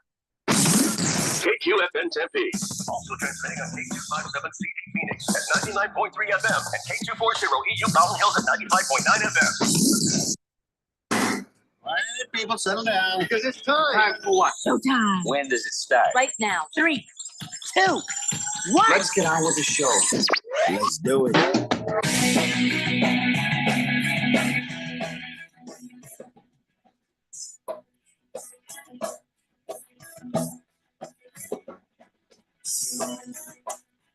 everybody. It's 4 o'clock here on the Daily Blender. And your good friend, your radio pal, Jeffrey O'Brien, alongside Randy White. Got Keon Rose in the control room, and you guys are on the Fanatic text line, 888-368-1580, as we broadcast live in the Harman Solar Studios in Scottsdale. And, all right, let's take a look at some of the things we have going on this weekend. Grand Canyon University is back in action, playing some basketball. Yes. They call it Holiday Hoops Giving, and it's happening at State Farm Arena, not here, but in Atlanta. Different Yes. State Farm Arena. Yeah. Are you allowed to do that? Can you have more than one State Farm Arena? Yeah, I think you can. Yeah. There's And in multiple fact- offices in State Farm all over this great I feel land. like that's annoying. Before No, the, I don't think so. The Atlanta football stadium was Mercedes, and they had that in common with their own divisional rival, the Saints, for a while. So before the Saints moved to Caesars, came that. So no, you can sponsor multiple teams in the same league. I remember one time I was watching the NBA Finals, maybe 2010, was the Mavs and the Heat. American Airlines Arena, both teams, both sides. Soon it'll be the Walmart Dome. Everything will be the Walmart Dome. Just be in the Walmart Dome. Everybody's got the Walmart Dome. I would have thought it would be the Amazon Dome. I don't know. I mean, yeah, maybe it'll be Amazon Dome after they buy out the Walmart. I don't know if they're ready to do that yet. Okay. Bezos is waiting for his wife to die, so he doesn't have to give her any more money. He's still at when you have multiple billions of dollars, you could spend like $9,000 a day and never run out. What are you waiting for? More money. 888-368-1580. So you have enough. Let's talk about the Georgia Bulldogs and the Grand Canyon University Fighting Lopes, and the fact that there isn't even a betting line on this. I think everybody's expecting that the Georgia Bulldogs are going to run through the mighty Lopes like tissue paper, and I don't know if that is correct or not. So I thought I'd check with you, Keon. Is this a really bad matchup for the Lopes, or do you think this will be a pretty good game? I don't know if I would say that this is a really bad matchup for the Lopes, but it is a game where you are massively the underdog. There is a school that you're playing that's got a deeper talent base. They're able to recruit from bigger high schools and those programs, and so you're getting a little bit more. You're a much bigger dog in a lot of ways just because of who that team is and what they're up against competition wise usually as well. It's not a game that GCU can't win. I don't think that this is a game where it's just so the gap in talent is so wide. It's not like they're playing Tennessee or something. Like if you were playing Tennessee, that'd be ball game right there just to start the whole thing off. But the SEC is a very good basketball conference, and so like Georgia, despite the fact that they're not at the top of it, they're a very formidable team. It's going to be a tough game for GCU. Are the people in the South really so dumb that they can't figure out holiday hoops giving during November instead of December? I think I've just answered my own question. Because why would you have holiday hoops giving in the middle of December? You should have had this last month in the middle of November. Everybody been like, hoops giving, like Thanksgiving. That's just, and look, they schedule these games years in advance. Who knows exactly when the game was initially supposed to be played? If you try to be flexible with people's schedules and move stuff around, I don't know. It's a good thing I'm not an athletic director, because I've been said, no, we're not coming to this. Well, I think GCU would like to be in this game just because of what it would do for the resume. Even a close loss would be good for them in giving them their chances of obviously the WAC tournament and and the NCAA tournament as well. By the way, the spread on this game, 7.5 in favor of Georgia. Oh, you found that? Yeah. Okay. Yeah. So there is one according to BetMGM. So, it's an 8-point gap. They're not expected to be blown out. This is a game they could very well be in. They play their best basketball. They could win it. Well, I'd sure like to see them do that. Winning would be nice. I think that's always preferable. That's always preferable. And if you get a win like that on the resume, guess what? You basically done a lot of the work of the season right there. So go Lopes. Keep it going. By the way, I saw this thing going around where GCU is like, hey, we have a statement on the West Coast Conference legal action against us. And I'm like, what? And so then I had to look it up, and I read it. Turns out, and I forgot because I'm barely paying attention as it is, and that the West Coast Conference now that they're suing Grand Canyon University. Why? Because GCU had said, hey, we'll join the WCC there. We could do that. And they're like, hey, you want to join us? Yeah, we could do that. And they signed something. They're like, oh, yeah. And then they're like, wait, what? Oh, no, we've changed our mind. Why? It's nothing to do with Gonzaga leaving. Don't ask me again. And because the Gonzaga left the WCC and they went to the Pac-12, whatever that is now. And so GCU was like, just kidding, we're not going to go. And so then they go off to the Mountain West. Okay, that's fine. Well, now GCU is being sued by the West Coast Conference because they said, well, you signed an agreement and there's an entry fee, which you paid part of already. And then there's the exit fee. Well, you owe us a ton of money and we're here to collect. And GCU is like, nope. Now, I don't know if it is cut and dry as that. GCU, they're like, no, we talked about this thing. And then you're saying we breached any contractual obligation. Well, that's inaccurate. How can you withdraw? We were never in. It's not. I don't know. I don't know what the legalities are of that signing of the agreement in May. Was that like here's the thing for our radio station. First thing they'll say is, hey, here's a thing. Once you sign this intent form saying that you're going to carry these NFL games, and I'll sign the intent form, send it in. That's not the actual contract. That's just us saying, hey, we want to do this. And then the NFL, Westwood won. They're like, oh, yeah. All right, well, here's the actual contract, which we can sue you over. And they send that in. And then I'm like, I ain't signing that. Ray Duran's going to sign that. You know what I mean? I'll go down on intent. I ain't going down on the other stuff. Anyway, but we play all the games and they're happy with us. But so my point is there's an intent and then there is an actual contract. So if that's what this is, then GCU's fine. But if they sign to the actual contract saying, hey, we're joining the WCC, and then they're like, just kidding, I think they're going to have a hard time not having to pay this. Probably end up being some sort of a settlement. But I mean, what GCU's case is that we can't withdraw from a conference we were not a part of.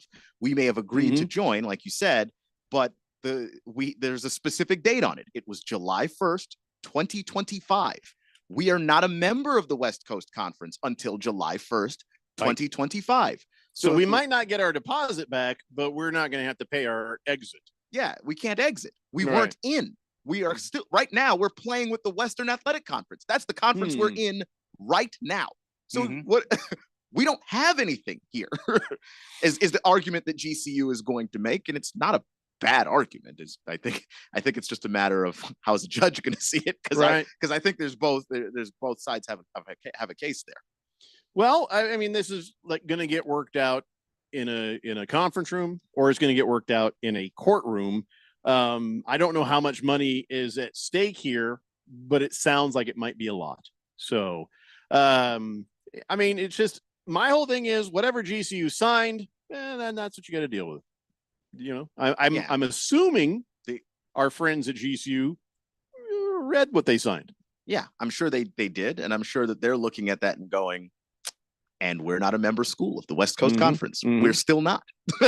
we haven't paid all the payments that would make us that, and we're not legally in it yet. So, no, I mean, I have no doubt GCU, is right, and but I just wanted to share that with you guys about, you might be seeing out there about these legal actions. So, and honestly, if I were GCU, the whole draw is that we play Gonzaga. That's a tough team every year. You look good if you can play that school tough. If you can beat that school even better. That's the only reason we came, and now it's gone. Yes, why you would join. Yeah, and joining the Mountain West is smart because the Pac-12 is still tiny and trying to grow, and they have a partnership with the Mountain West. So guess who that means you get to play fairly often? Still Gonzaga. It's smart. Yeah, GCU ain't no dummies. So, All right, so that's what that's all about, everybody. Moving on to ASU, they've got a game against the Florida Gators, also in the Holiday Hoops Giving tournament. Their game is earlier in the day at 1:30 p.m., and they are also very much the underdog against the Florida Gators. Again, I don't have a betting line on this one either, but I think it's going to be similar to the GCU and Georgia one, right? Yeah, I think that when you look at again the SEC just as a conference, they're just, I mean, they're kind of loaded. Let's see here. The 8.5 point underdogs are the Sun Devils to Florida. And Florida's a good team. Florida's, you know, they're the 9th ranked team in the country. I think that this is a really, really big game for ASU because it means that you could find yourself ranked winning against a team like this.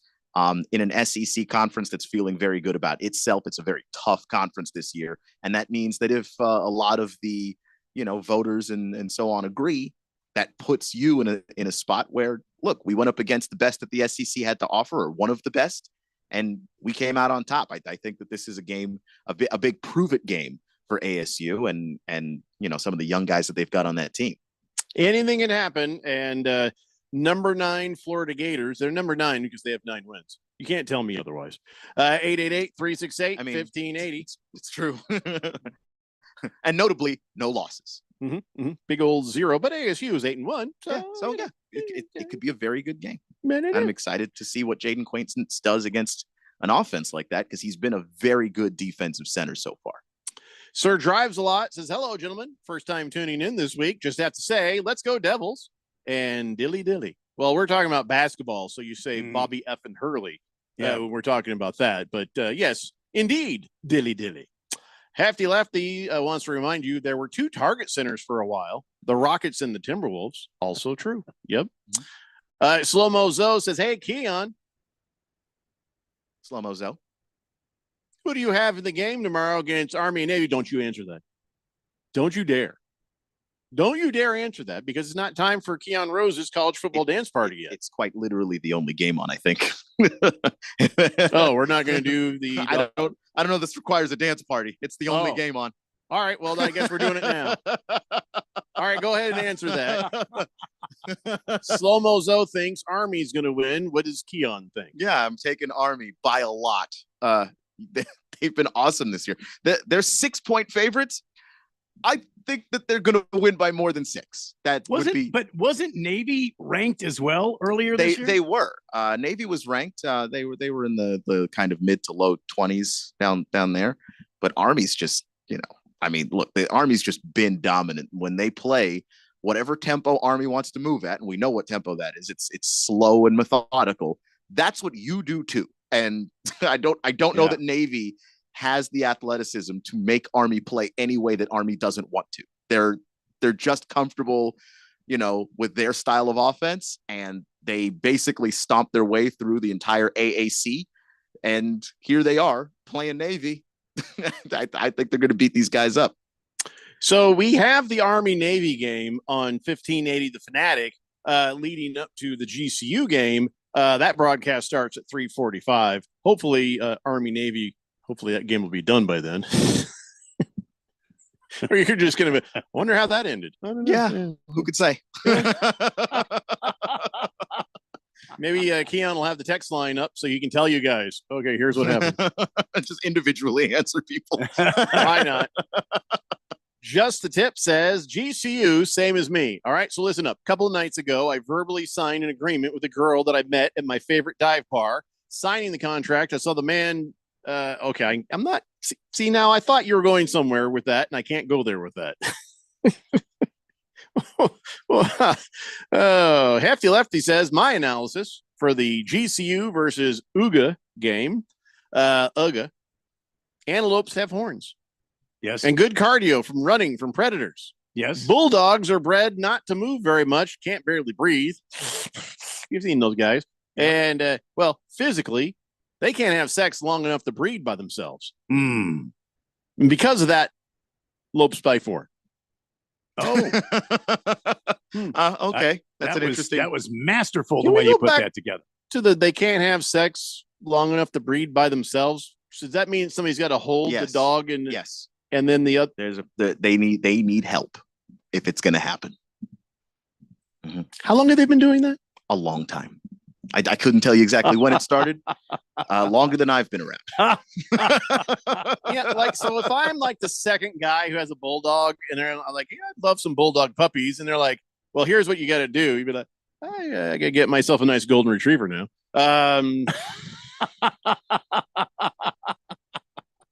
If it needs help, it doesn't need to continue. That's the way I see it. Navy Devil says, go Navy, beat Army.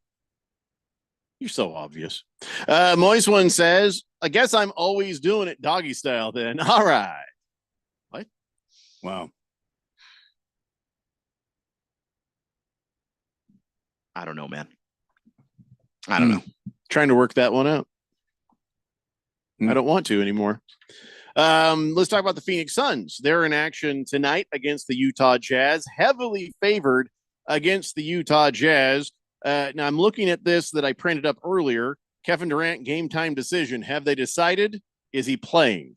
I heard rumors. I don't know if they're true. Anybody said, hey, Kevin Durant's playing. Does he need to play against the Utah Jazz? I don't know if he needs to play, but the Suns are kind of in a tailspin right now. I think it would help if he played. No matter what. Just to settle him down. Now, if he can't go, if it looks like it even might be a little iffy, if there's a 10% chance he can't go, I wouldn't play against the Jazz. But, if he's 100%, I don't see what holding him out is going to do to help you. They reevaluated him on Monday. They just haven't had a game between then and now. So if they think he's ready to go, play him. I'm trying to check. I think he's off the injury list. They're 11. I saw earlier today he was doubtful, and it was just improving throughout the day. I think he's going to play. Your face is doubtful. Always, yes. That it does look like that frequently. Yeah. I see the text line sometimes, and I have many doubts. Many doubts. No, the only person on the injury report now is Colin Gillespie. So yeah, Kevin Durant will play tonight. I think. Cool. Be nice to get back on track. Yeah, it would be. Yeah. I say very uneasily because, I've seen the show before. I know how it goes. Season 1 was a lot like season 2 and season 3 and they're very similar with the injuries and the hope and then the dashed hope. You know what I'm saying? Yeah. So it's 11-2 with Durant. I think it's 1-9 without him. So somehow I feel like we need to break the chain. You know what I'm saying? I don't know how we do that. I don't disagree. And I do think it just helps a lot because Beal's playing really well. Devin Booker is having the worst shooting season I have ever seen from Devin Booker. What do you think is behind that? I mean, I think that there was a place on the floor he was much more comfortable playing. He likes the mid-range game. That's where he gets a lot of his best looks. And Mike Budenholzer's like, I want you to shoot threes. I want you to shoot a lot more threes, or get to the basket a lot. He's been doing the get to the basket part pretty well. The threes have dropped his efficiency down a lot. And I just don't know if he's comfortable playing that way, forcing himself to shoot more threes. Why is Budenholzer doing that? That seems dumb. That's his system. That's the system. Well, then he's going to have to trade Booker for somebody who can shoot a lot of threes. I don't think that's wise. I don't either, but I'm just saying, I don't like it. I mean, let him shoot from where he's comfortable, Budenholzer. Don't bully him. You're a bully hoser. I don't know if that's a bully thing. It's like a coach is going to ask you to try and do something different. Now he's got to adjust. And that's the thing with Budenholzer that's always scared me is that sometimes he gets so stubborn with whatever it is that he wants to do. He doesn't necessarily adjust. So we'll see if he's capable of making that adjustment as the season goes on. I will say that Devin Booker does have a little bit more free reign to take shots he's comfortable with when Durant is out there, because then at least Durant is, a lethal 3-point shooter. Sniper. So between him and Beal and then, I don't know, Allen or O'Neal or whoever's out there, like there's enough shooters that Booker doesn't have to be that guy. But when Durant's out, Budenholzer's like, yeah, shoot threes. Like, I don't understand why you wouldn't take the higher value shot here. And that's just because it's not really his game. I have a religious question though. I don't know if I necessarily have a great answer, but this is for anybody. Okay. If a Mormon lies while wearing their magic underwear, do they get like an electrical shock? Either that or skid marks. I'm not sure which. Magnificent Mr. Mormon just said, I have a feeling the Jazz are going to win tonight. Sorry, Suns fans. You're a liar because at 2:52 p.m., you texted in, scratch that. My Jazz are getting hosed tonight because Kevin Durant is playing. What's the truth, Mr. Mormon? What's the truth? Well, I think he thought that the Jazz had a much better chance without Durant being out there for the Suns. And well, he's still going to play. So why did you change your mind back? You can't do that. I don't know. That I'm not sure. Maybe you just feel really good about the Jazz and feel he taught really crap, the untaught crap. Now he retaught crap. You can't retaught crap. Now he retaught crap, Randy. Yep. You can't you taught crap. You untaught crap. You retaught crap. You can't retalk it. Nope. Now, by my calculations, and I know that the Suns haven't been very good lately, the Utah Jazz have won 5 games this season. I don't know how much of them. I don't know how much crap you want to be talking here if you're a fan of that team in particular. You should untaught crap. That's all I'm saying. You won 2 more games than my team, the Wizards. I don't know how much crap I'm talking. T-Licious says, hey, magnificent Mr. Mormon. Our only win without Kevin Durant was the last time we played Utah. Oh, no.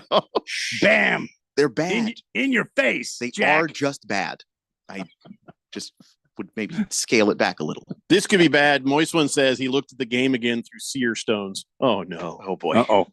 Well, I guess we'll have to see. All right, taking a break. Back with more of the Daily Blender after this here on 1580 The Fanatic.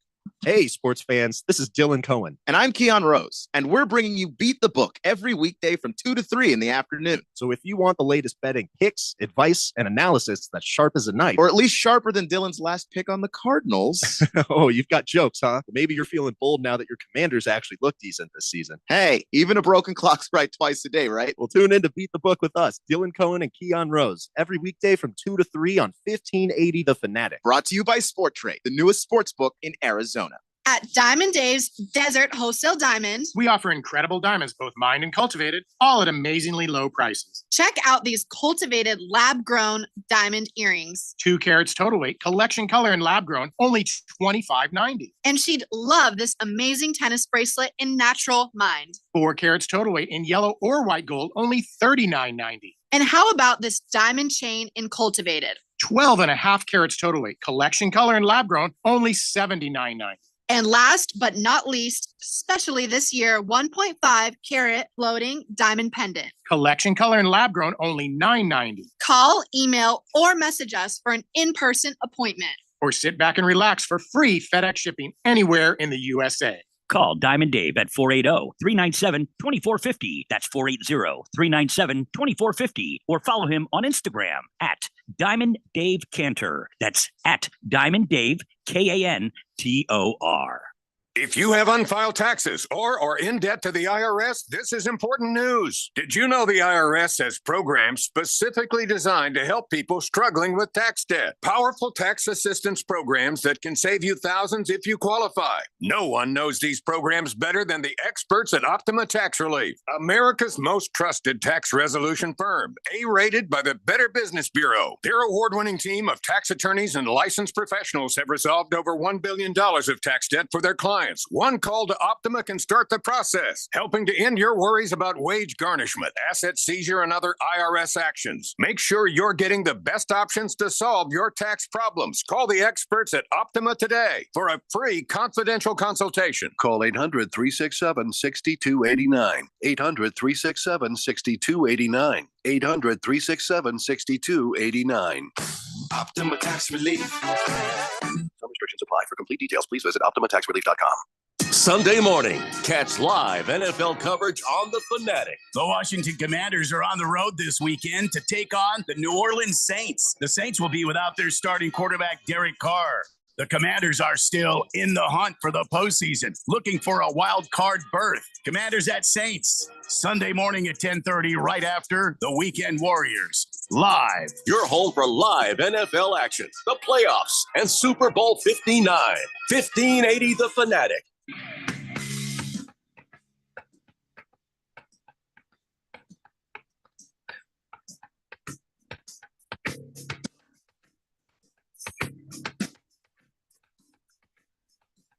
Hey, Blender here on 1580 The Fanatic.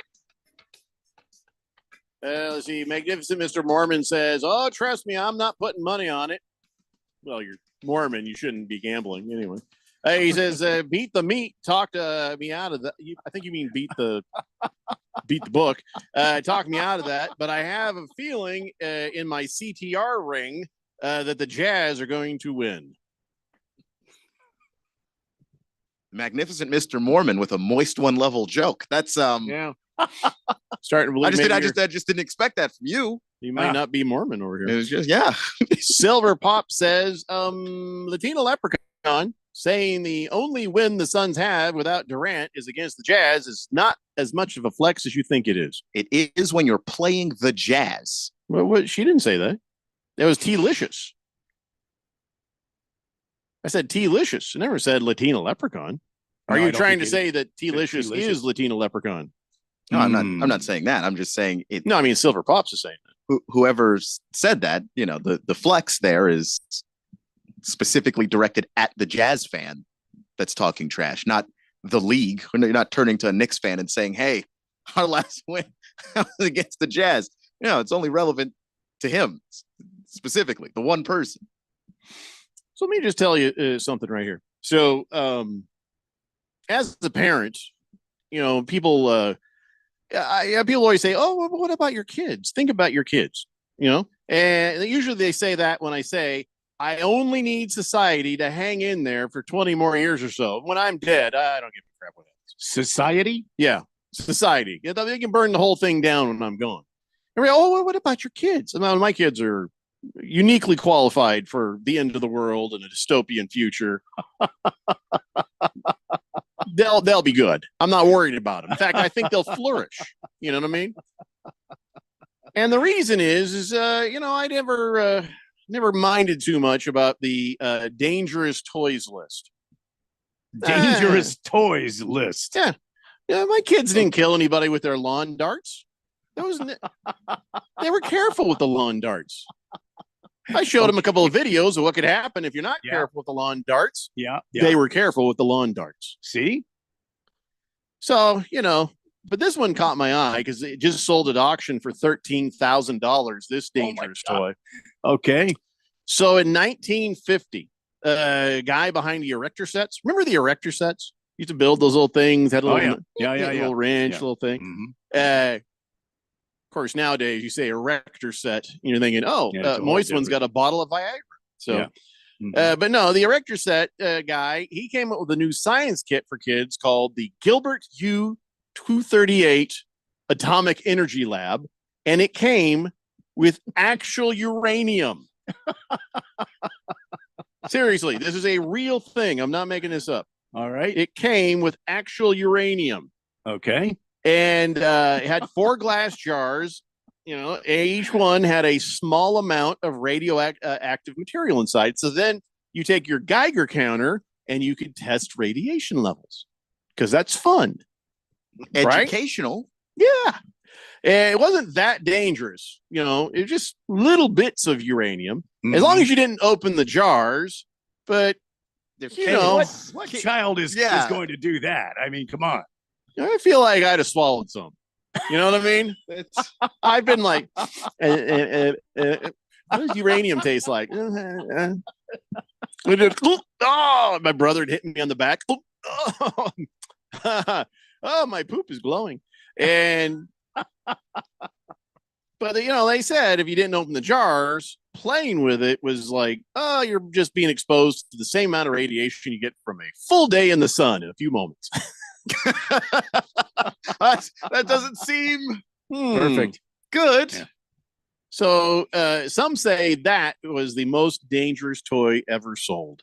All right. And actually, Radar Magazine said it was the second, right behind lawn darts. Listen, if your kids know what lawn darts can do, they're not as dangerous as you think. It's exactly right. It's probably not great for pets, but less than 5,000 of these atomic energy toy sets were sold, and then it got pulled from the market because of government restrictions. They're like, where are we going to get this uranium? Well, that's a good question, said the terrorists. Forget we asked. So full sets kind of hard to come by today, especially in good condition. But I guess, like I said, that somebody just sold one for $13,200. But boy, right there, if I could get my hands on one of those, I'd have hours of fun. Just nobody's going to get me one. Much more trusted with you than with a child, I would say. I think But- you No, should no. I would definitely leave it to a grandkid. I think you should absolutely expect a go-kart before one of those sets with the uranium. Yeah. There's a 68% chance that I won't swallow uranium at this age. So you're saying it's a chance. Well, I mean, I'm not going to lie. I'm not like Mr. Mormon over here, lying about the Utah Jazz is going to win. No, the Suns is going to win. Oh, boy. T-Licious says it was for 2 ears only, and I know he heard it. What? Hefty Lefty says, and then the Teenage Mutant Ninja Turtles were created. Yeah. That's true. It's canon. That's exactly what good happened. point. I want this and a couple of turtles. No reason. Well, hold on though. If I can make any kind of teenage mutant, why would I go with turtles? How about Teenage Mutant Ninja Llamas? Oh yes, they got forearms to whoop your ass with. You know what I mean? Uh-huh. I mean, turtles never had opposable thumbs to grab the nunchucks. If we're honest, what about the Teenage Mutant Ninja? Well, that's what makes them kangaroo. Oh, those are deadly. Okay, yeah. I mean, because kangaroos already kick your ass. Next Give me level one of boss. those kids and about a dozen kangaroos, and I'll rule the damn world. You just need 4. You don't need more than 4.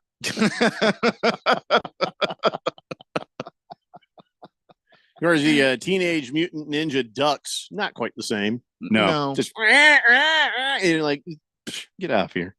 Fagua. Yeah. Just the Tip says, my wife and I spent 18 years raising our 2 sons. Now they're fighting amongst themselves as to who has to provide our retirement suite in the back of their property. Not really sure. I wouldn't have forced them to play with more lawn darts. In the 60s, we just played every day outside, blindfolded. Who cares? Yeah. I see what you're saying. I don't think any of my children, I'm pretty well screwed when I get old and decrepit. I don't think any of them are going to take care of me. None of them, huh? Not a single it's one. not looking good. You've always said you and me in the old folks' home. Yeah, that's it. Because We'll be I can't get causing these trouble. I got all these damn kids and nobody returns a text. I know it's the teenage thing, but I'm just like, I can't get them to return a text. There's nobody's gonna, take care of me in my old age. Yeah, oh yeah. They're just gonna turn me over to the county and be like, I don't know, we found him going through the garbage in the back. Damn. That's gonna be my life. Yep. And Aaron's like, I've been thinking about retirement since I was in my 20s when you and I first worked together, Andy. Yes.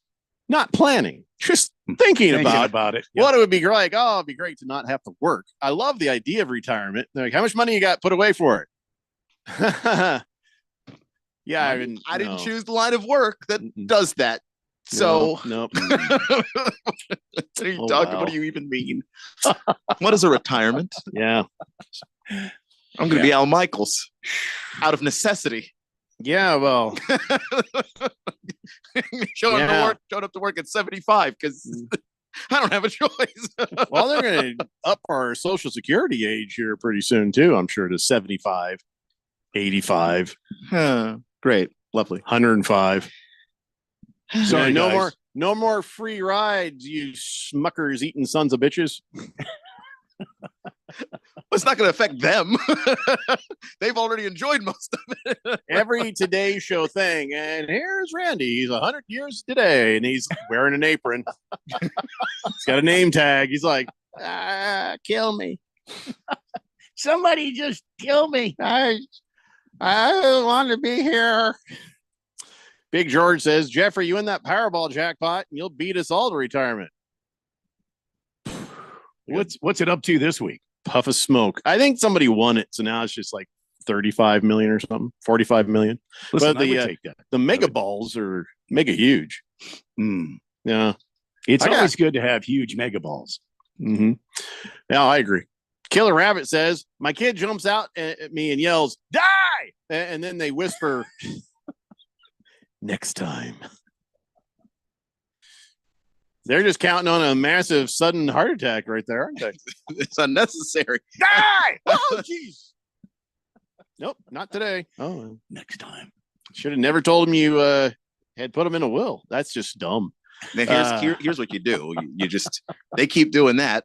You donate to charity, and then when they find out what the will is actually like, maybe they'll have some thoughts. Delayed pettiness. You won't even be alive to know. Yeah. And it'll still be worth it. Well, there's no delay. I've told my kids if I die under mysterious causes, everything gets left to and then a person they don't like. Everything I have goes to unnamed person that they don't like. And they're like, oh, yeah, keep me alive, kid. Keep me alive. Whatever you do. Ringless Joe says, I'm going to be in the middle of 3 stadiums for week 16 football. And I'm thinking about going to the Cardinals-Panthers game instead of the other 2 because them tickets are dirt cheap. Well, I mean, if you're going to go based on, I mean, listen, I always tell my kids, because I really, again, little groundwork for the future. I always tell them, don't be cheap with the ones you love. It also includes, don't be cheap with yourself. You know, if you have a chance to go to the Eagles or Commanders or the Steelers and the Ravens, you know, go to one of those games. If you think it'd be a better game, don't just go to Cardinals Panthers because you can afford it. I mean, Cardinals should put a stomp on the Panthers. Although then again, Panthers have been doing better lately, so I'd say nobody's safe. But I don't know, Ringless Joe. Don't be cheap. Don't be cheap on yourself. You know, take care of yourself. Right. I tell my kids that when they're, you know, don't be cheap with the ones you love. Meaning, hey, you know, be kind. If you're going to buy your brother or sister or mom or somebody a birthday present, don't be cheap. Don't be cheap with the ones you love. Think of them more than you think of yourself. And I feel like it's a pretty good message for everybody. Don't be cheap with your ones you love. And when they get old, let them live the back of your property rent free. And where are we going with this? I don't know. I got nowhere to live. I think once that time comes. So yeah, my talks usually start out good. Like, oh, this is some TV father advice, and then it just sort of it keeps going to and when I need to be wiped, then, you know, remember it's a good aggressive wipe. Yeah, just, you know, pair of gloves and a mask. It's just not it's not a big deal. I wiped all of you. Yeah. Devil Hawk says, I'm never cheap with myself. I always treat my left hand well after I can't read the rest of this, Devil Hawk. What is wrong with you? Wow. All right, when we come back, let's talk some other NBA stuff. It's the Daily Blender here on 1580 The Fanatic. We all hear the radio ads about the IRS. They tell you to be afraid, to be scared, and they try to frighten you into calling. I'm not here to do that. Tax Relief Advocates is different. TRA is here to tell you that if you owe money to the IRS, whether it's $5,000, $50,000, or $500,000, we have a solution. It doesn't matter if you're sitting in your car, at work, or with your kids. No matter where you are, call now. 800-575-3128. Don't lose hope. TRA can eliminate or reduce what you owe to the IRS. Generous programs are now available that can give you a fresh start. Our passion is taxes and helping individuals fix their IRS problems. We have over 1,000 5-star reviews on Google and an A+ with the Better Business Bureau. You don't need to be afraid of the IRS any longer. End your tax nightmare today by visiting us online at TRA.com or call 800-575-3128. That's 800-575-3128. Tax Relief Advocates. Real solutions for real people. Must qualify for enrollment. Results may vary. It's fall football season, and Kasai Japanese Steakhouse is doubling down. Now with 2 Valley locations.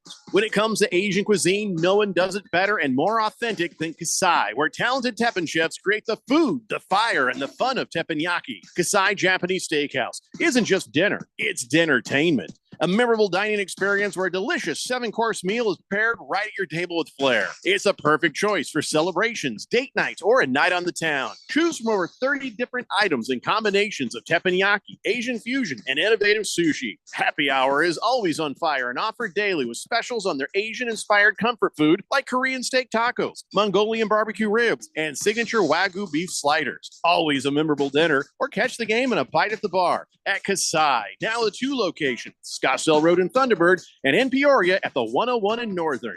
Go to KasaiTeppen.com. That's Kasai Teppen.com, or search Kasai on your mobile phone. Let's play Bet Your Life. It's the game show where you gamble not only your life, but those of your passengers and fellow drivers when you get behind the wheel after drinking. If only it was just a game. It only takes one bad decision to change your life forever. Getting behind the wheel after you've been drinking is one of them. Don't play games that nobody can win. Drive sober or get pulled over. This message brought to you by NHTSA.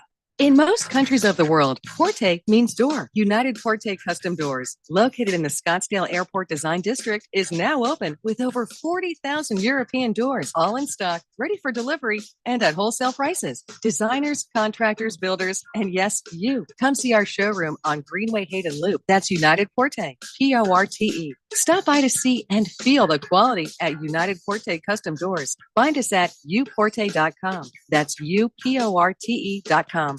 1580 The Fanatic and at 1580thefanatic.com. Your home for sports.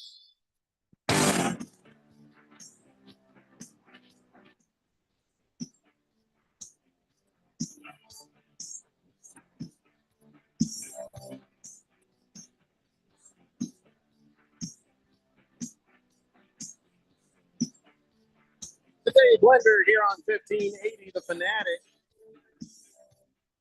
Man, I'm so bummed out now. What's wrong? I saw on the Twitters, I saw a like a clip, and I saw a poster for this movie from the 70s. It looked amazing, called "The Night the Reindeer Died," and it had Lee Majors. The reindeer died. Yeah, that's what it's called. And here's a still from it. You see Lee Majors there with a machine gun, and Santa's got an AK-47, and boy, Mrs. Claus looks happy as can be. And I don't know what's happening. All I know is, oh my God, I want to see this movie.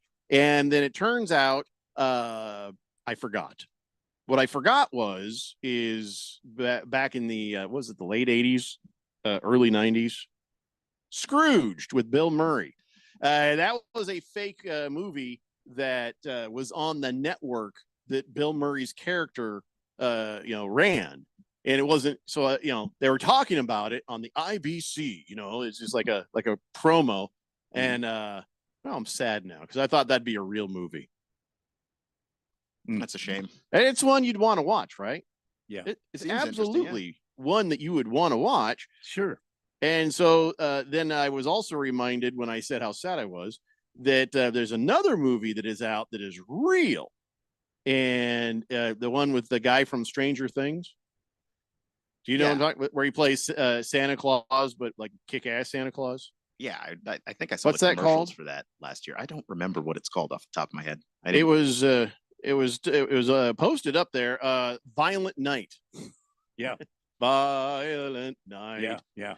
And here's David Harbour, the guy who played the sheriff, and he opens up a big old can of whoop ass on some people. I don't even know why. I'll be honest.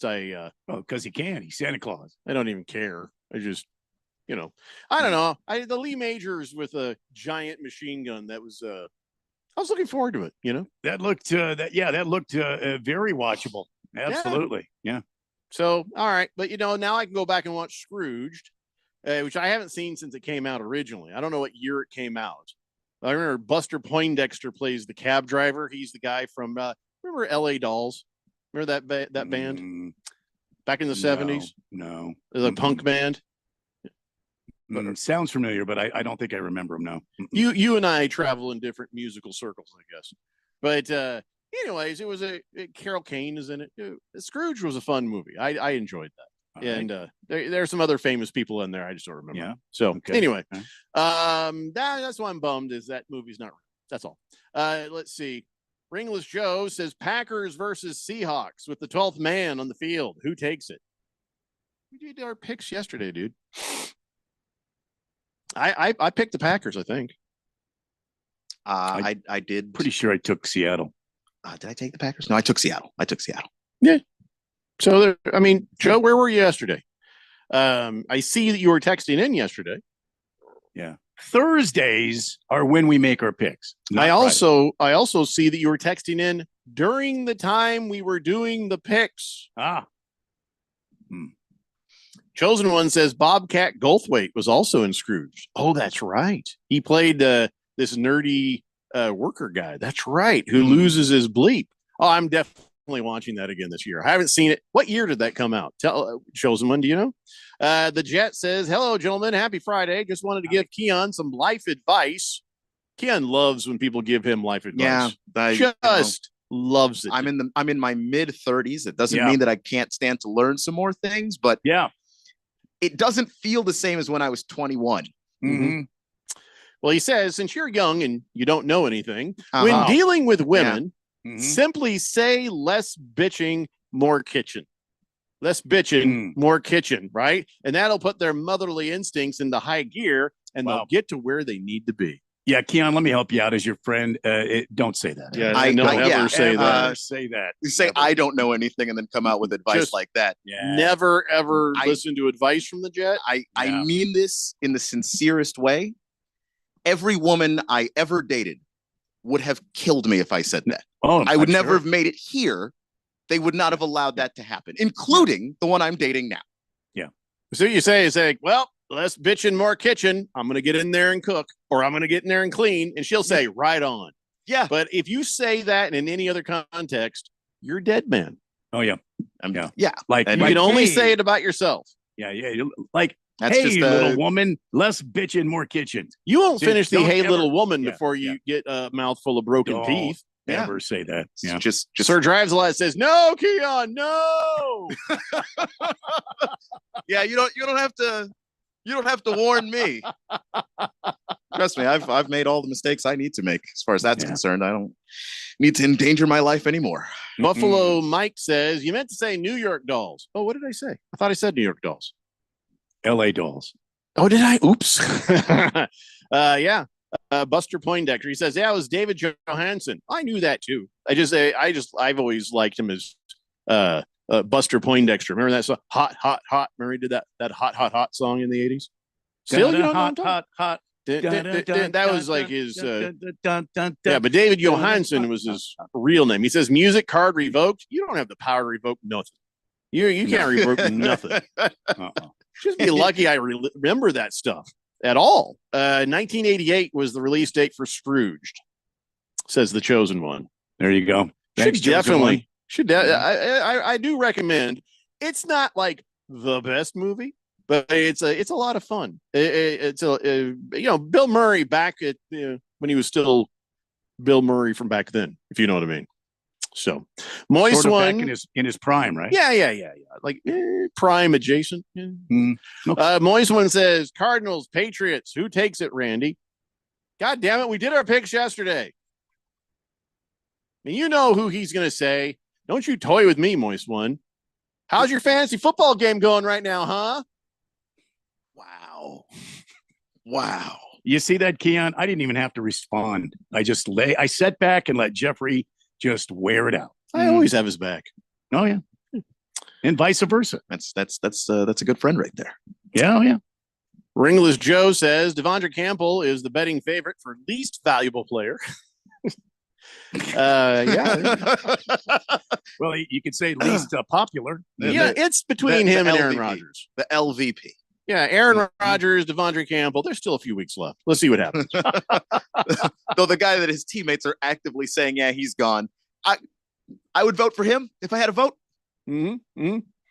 No, I mean, I can't be completely confident who'd win between Aaron Rodgers and him. I can't. I can't. Just a Tip says, I told my son if I'm terminally ill and they take me out, according to my wishes, they're still in the will. First idiot comment was, so broken arm in John C. Lincoln room, we pillow smother you? Is that what we do? No. You got to be more specific. He's right, Just a Tip. He's right. That's hilarious. Right there, I just take the pin out, yeah, bring the will out, and start scratching. Stub my toe, and all of a sudden I look up. There's Jack Kevorkian sitting there going, "Kid's called." Wait, whoa! Hold on now. It's just a broken toe. I'm feeling better. No, you're not. You're dead. Get on the car. Donk. All right. I promised we were going to talk some sort of NBA. Yes.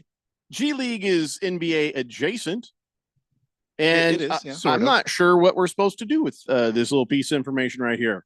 Here's the headline: Bronny James scores 30 points in a G League game for the South Bay Lakers on a road game. Everybody's like, "Oh, so what am I supposed to do with this information?" Nothing. People score 30 in the G League all the time. It's not special. There's literally a guy averaging 30 right now. The Valley Suns still beat the South Bay Lakers, so that feels good. Oh, damn. 106 to 100. Yeah, they always forget to mention that because they and Bronny was 13 of 23 getting the 30. It's just anything Bronny does is just going to be headline news because 30 points in the G League is not special. It's good for him. It means that at least at the G League level, he doesn't suck. But okay, what am I supposed to do with that information? Like there are other guys. That's what I'm asking. Who've been drafted, highly in this league that are also playing there. They're also scoring around 30 and 25 points in games. Like I said, there's a guy that's averaging 29.4 points a game right now. I don't care. So he's averaging in the G League 14 points, 3.5 rebounds, 2.5 assists. He's played 4 games. But in the NBA, he's averaging at least one splinter per game off the bench. It's just because he's constantly just on the bench. So that's it. He's not making any points. I don't think he's making any points. No, I mean, not unless it's insane garbage time. He's averaging 0.6 points a game. Not even a point, 0.6. No, because he doesn't play enough. And when he does, he's not very good. And you guys told me yesterday I couldn't say that the score of the football game's 13.5. Well, because you can't score 0.6 in a game. He's 0.6. He's his average, Randy. He's average. Just like how much real hair is still in his dad's head. About 0.6%. Roughly. Like if you take all the individual it's a lot of that is chia pet stuff, and I don't even know what to tell you. Chosen One says, bring out your dad. Yeah. Ringless Joe says, well, Aaron Rodgers had a bad season. Never walked off the field. I never seen him give less than 100%. It's not Rodgers' fault. One man can't bring success to an unsuccessful team. Oh my God, Ringless Joe. Wrong. It's a lot Aaron Rodgers' fault. You're right. He doesn't walk off the field. He stays on it and makes little bitchy faces at the receivers that he either underthrows, overthrows, or misses completely, and then try to say it's their fault. He plays the blame game. You can't do that if you go to the locker room. You can't do that if you go home. Aaron Rodgers sticks around so he can blame everybody but himself for his bad play. Now, do the Jets have a shitload of problems? Yeah, it's a stack sky high. But Aaron Rodgers, no. You can't give him any percentage of any kind of credit if you've watched any of the games that he's played in this year. The good version of Aaron Rodgers, if you gave Aaron Rodgers in his prime, Garrett Wilson, Devontae Adams, Breece Hall, doesn't even matter what the offensive line's like. That dude gets it done. This Aaron Rodgers? You could probably give Aaron Rodgers like 0.6 of a percentage of responsibility. I give him tons of responsibility. I give him like 0% credit. Oh, there you go. 0.6% credit. You just really want to like wield that 0.6, don't you? I kind of do, like a sword. All right, like a very small sword. Like a like a pocket knife. Oh no! Wow. Random texture says, "Hey, congratulations! Bronny deserves to be in the D League." Is there a D League?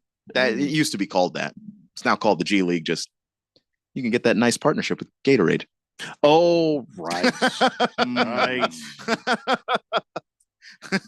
So I don't want to get too deep in anything now. We're about a minute away from being done.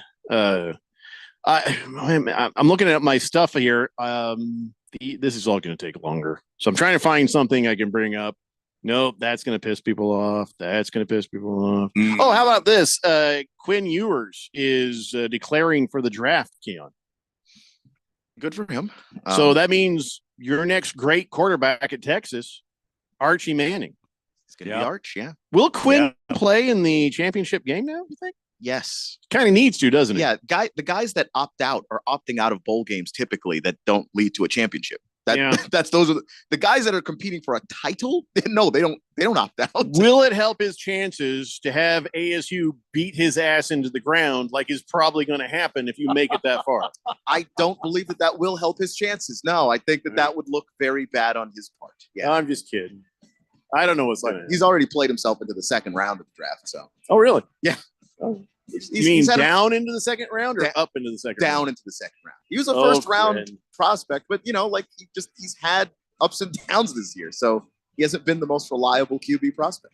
We ain't seen much of Archie Manning, but how do you feel about him so far? I like him. But you like him as your future, or you just like him as like, hey, he's a good guy? I like him as the future, but we'll have to see. Yeah.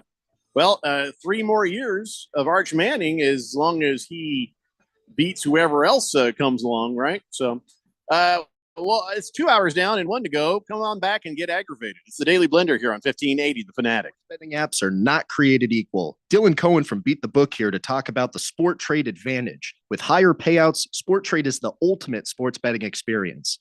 Sport Trade is the first sports betting app that gives you the option to see the odds expressed as probabilities, and it's changing in-game betting forever. If it's easier to understand 52% probability of winning versus minus 108 odds, then Sport Trade is for you. With this percent odds feature, cashing out now makes much more sense. As the win probability changes, so does the value of your bet.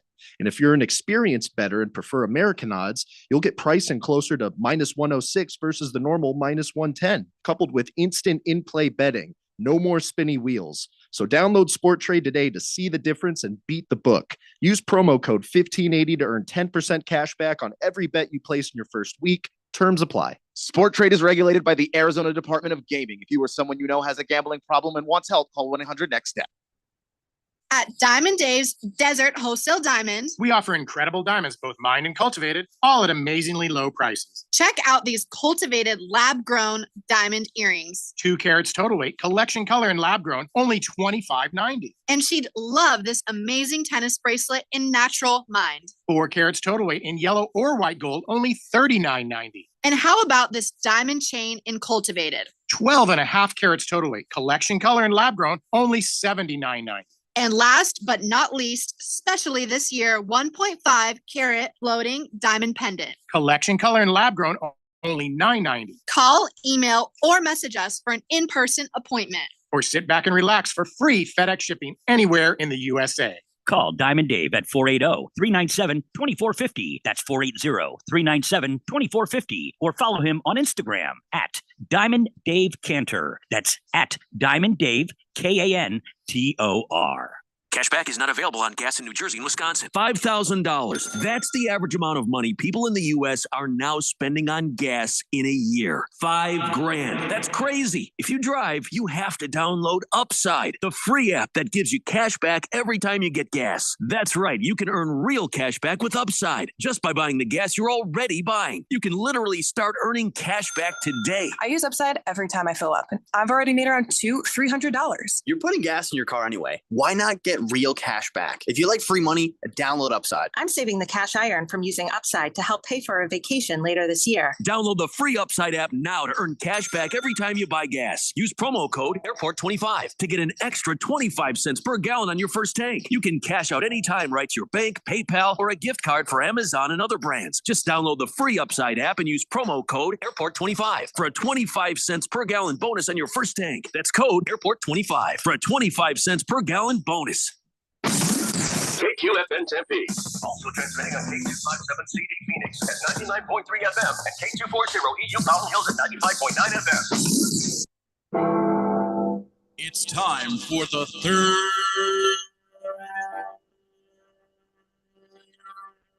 hour. Quiet, people, settle down. Because it's time. For what? Showtime. When does it start? Right now. 3, 2, 1. Let's get on with the show. Let's do it.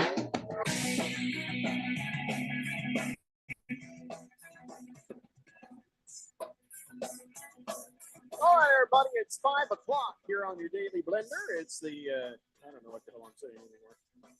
I'm your good friend, your radio pal, Jeffrey O'Brien. That's Randy White. Keon Rose is in the control room, and you guys are on the Fanatic text line, 888-368-1580, as we broadcast live in the Harman Solar Studios in Scottsdale. Oh, brother. Okay, so I just got an email. It says, hey, I'm waiting for you to do a thing. I'm like, what thing? And then I took a look. It's like, oh, crap, there's a thing that needs to be happening. Here's the thing. Here's what's going on. Let me tell you what's happening with the radio station over the next few days. Tomorrow, we got the Army-Navy football game. And then after that, we got GCU playing Georgia. Okay, so that's Saturday. Then on Sunday, the Weekend Warriors Sunday football shindig is on at 9 a.m. But then at 10:30 a.m., you got the Washington Commandos playing New Orleans Saints. And for that, we apologize. And then later, we have nothing against the Commandos. It's just the Saints are bad. Yeah. Saints. It's gonna be, yeah. Then we got Green Bay Packers playing Seattle on Sunday Night Football. Go Packers. And then on Monday, we have GCU basketball at 5:15 coming on the air, which means we can't air Monday Night Football. And then Monday Night Football is over on Money Radio. It's the Bears taking on Minnesota Vikings. You'll be thankful to miss that one. Yeah. But then I got to do a thing for that to work. And I didn't do the thing yet because I forgot. So now I'm just, that's what I was distracted with right there. Doing the thing. So I'll do the thing at the next break.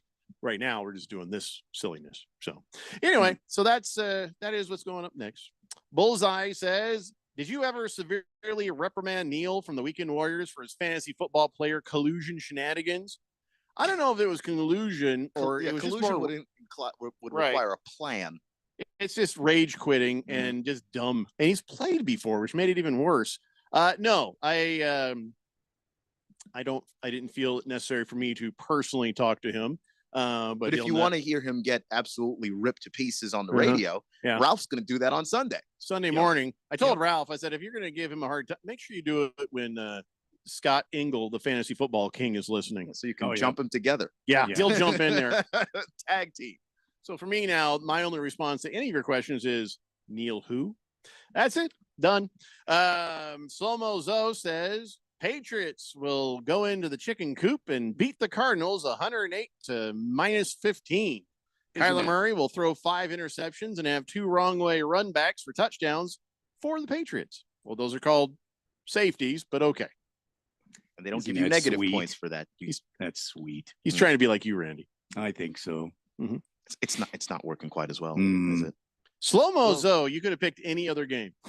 Yeah. Not this one. Ringless Joe says, so what's the issue with Aaron Rodgers? He got old or he lost his football talent? He's had some really good passes and a few interceptions, so still has the arm and field sense. What's the prognosis for Rodgers? Are you as blind as Mr. Wilbur? Have you watched games with Aaron Rodgers in them? Or have you just had them described to you by other people? I've seen you, but that's a guy who's not seen any games, right? or you've seen like some highlights or something. It has to be, because he does have highlights, like he's still a great quarterback in terms of like the skill set. But he's mostly been bad this season. Yeah, but if you look at him realistically, he's underthrown guys, he's overthrown guys. The Achilles is affecting him. The mobility is not there, and then he throws everybody under the bus when he screws up. He goes to the media and talks about his teammates, which is why the least valuable player award, I agree, he's on the list. Ringless Joe says he had a 70-yard touchdown with 30 seconds left in the clock. I didn't see that play, Joe, but I'm guessing somebody was really open. You know?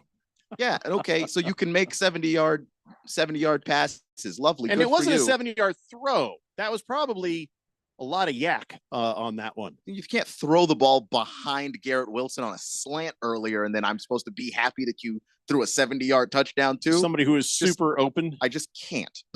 No, he's been bad this year. The Jet says, if they come at you with a knife, just grab 2 pieces of bread. Their instincts will kick in, and they'll make you a sandwich. Are you still on that thing about telling that to women? Just no, Jet, no. And literally, don't offer me any more advice ever, please. I feel like that went without saying. Yeah, I like having my girlfriend happy with me, but she is for some reason, and I'll keep it that way. Damn it. Yeah, I mean, don't look too closely at the mystery. Just go with it. Yeah. So hey, I've been tracking this story for a while, and it really the first time this was like, oh God, how many years? 12 years ago. They're like, hey, Michael Jordan is selling his mansion. I'm like, oh, you mean that mansion where he's got the giant basketball court and he's got all this Michael Jordan stuff, and he's got a big 23 on the front gate.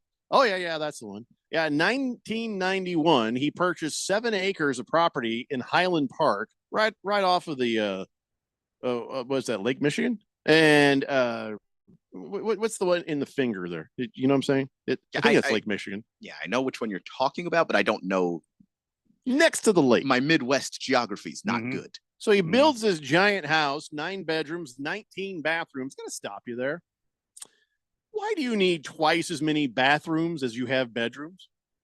Why do you need that many damn bathrooms? Convenience. That's overkill.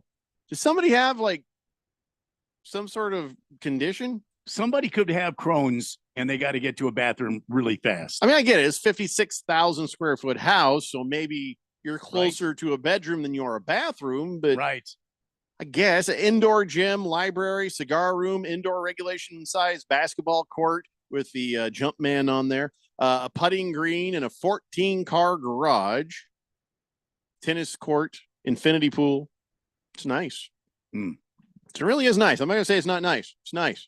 Okay. Downside is you have to live in Chicago. Outside of that, yeah, it's pretty nice. Well, if you live where Michael Jordan lives, are you really in Chicago? You're in a whole different world, is what you are. Like 7 acres.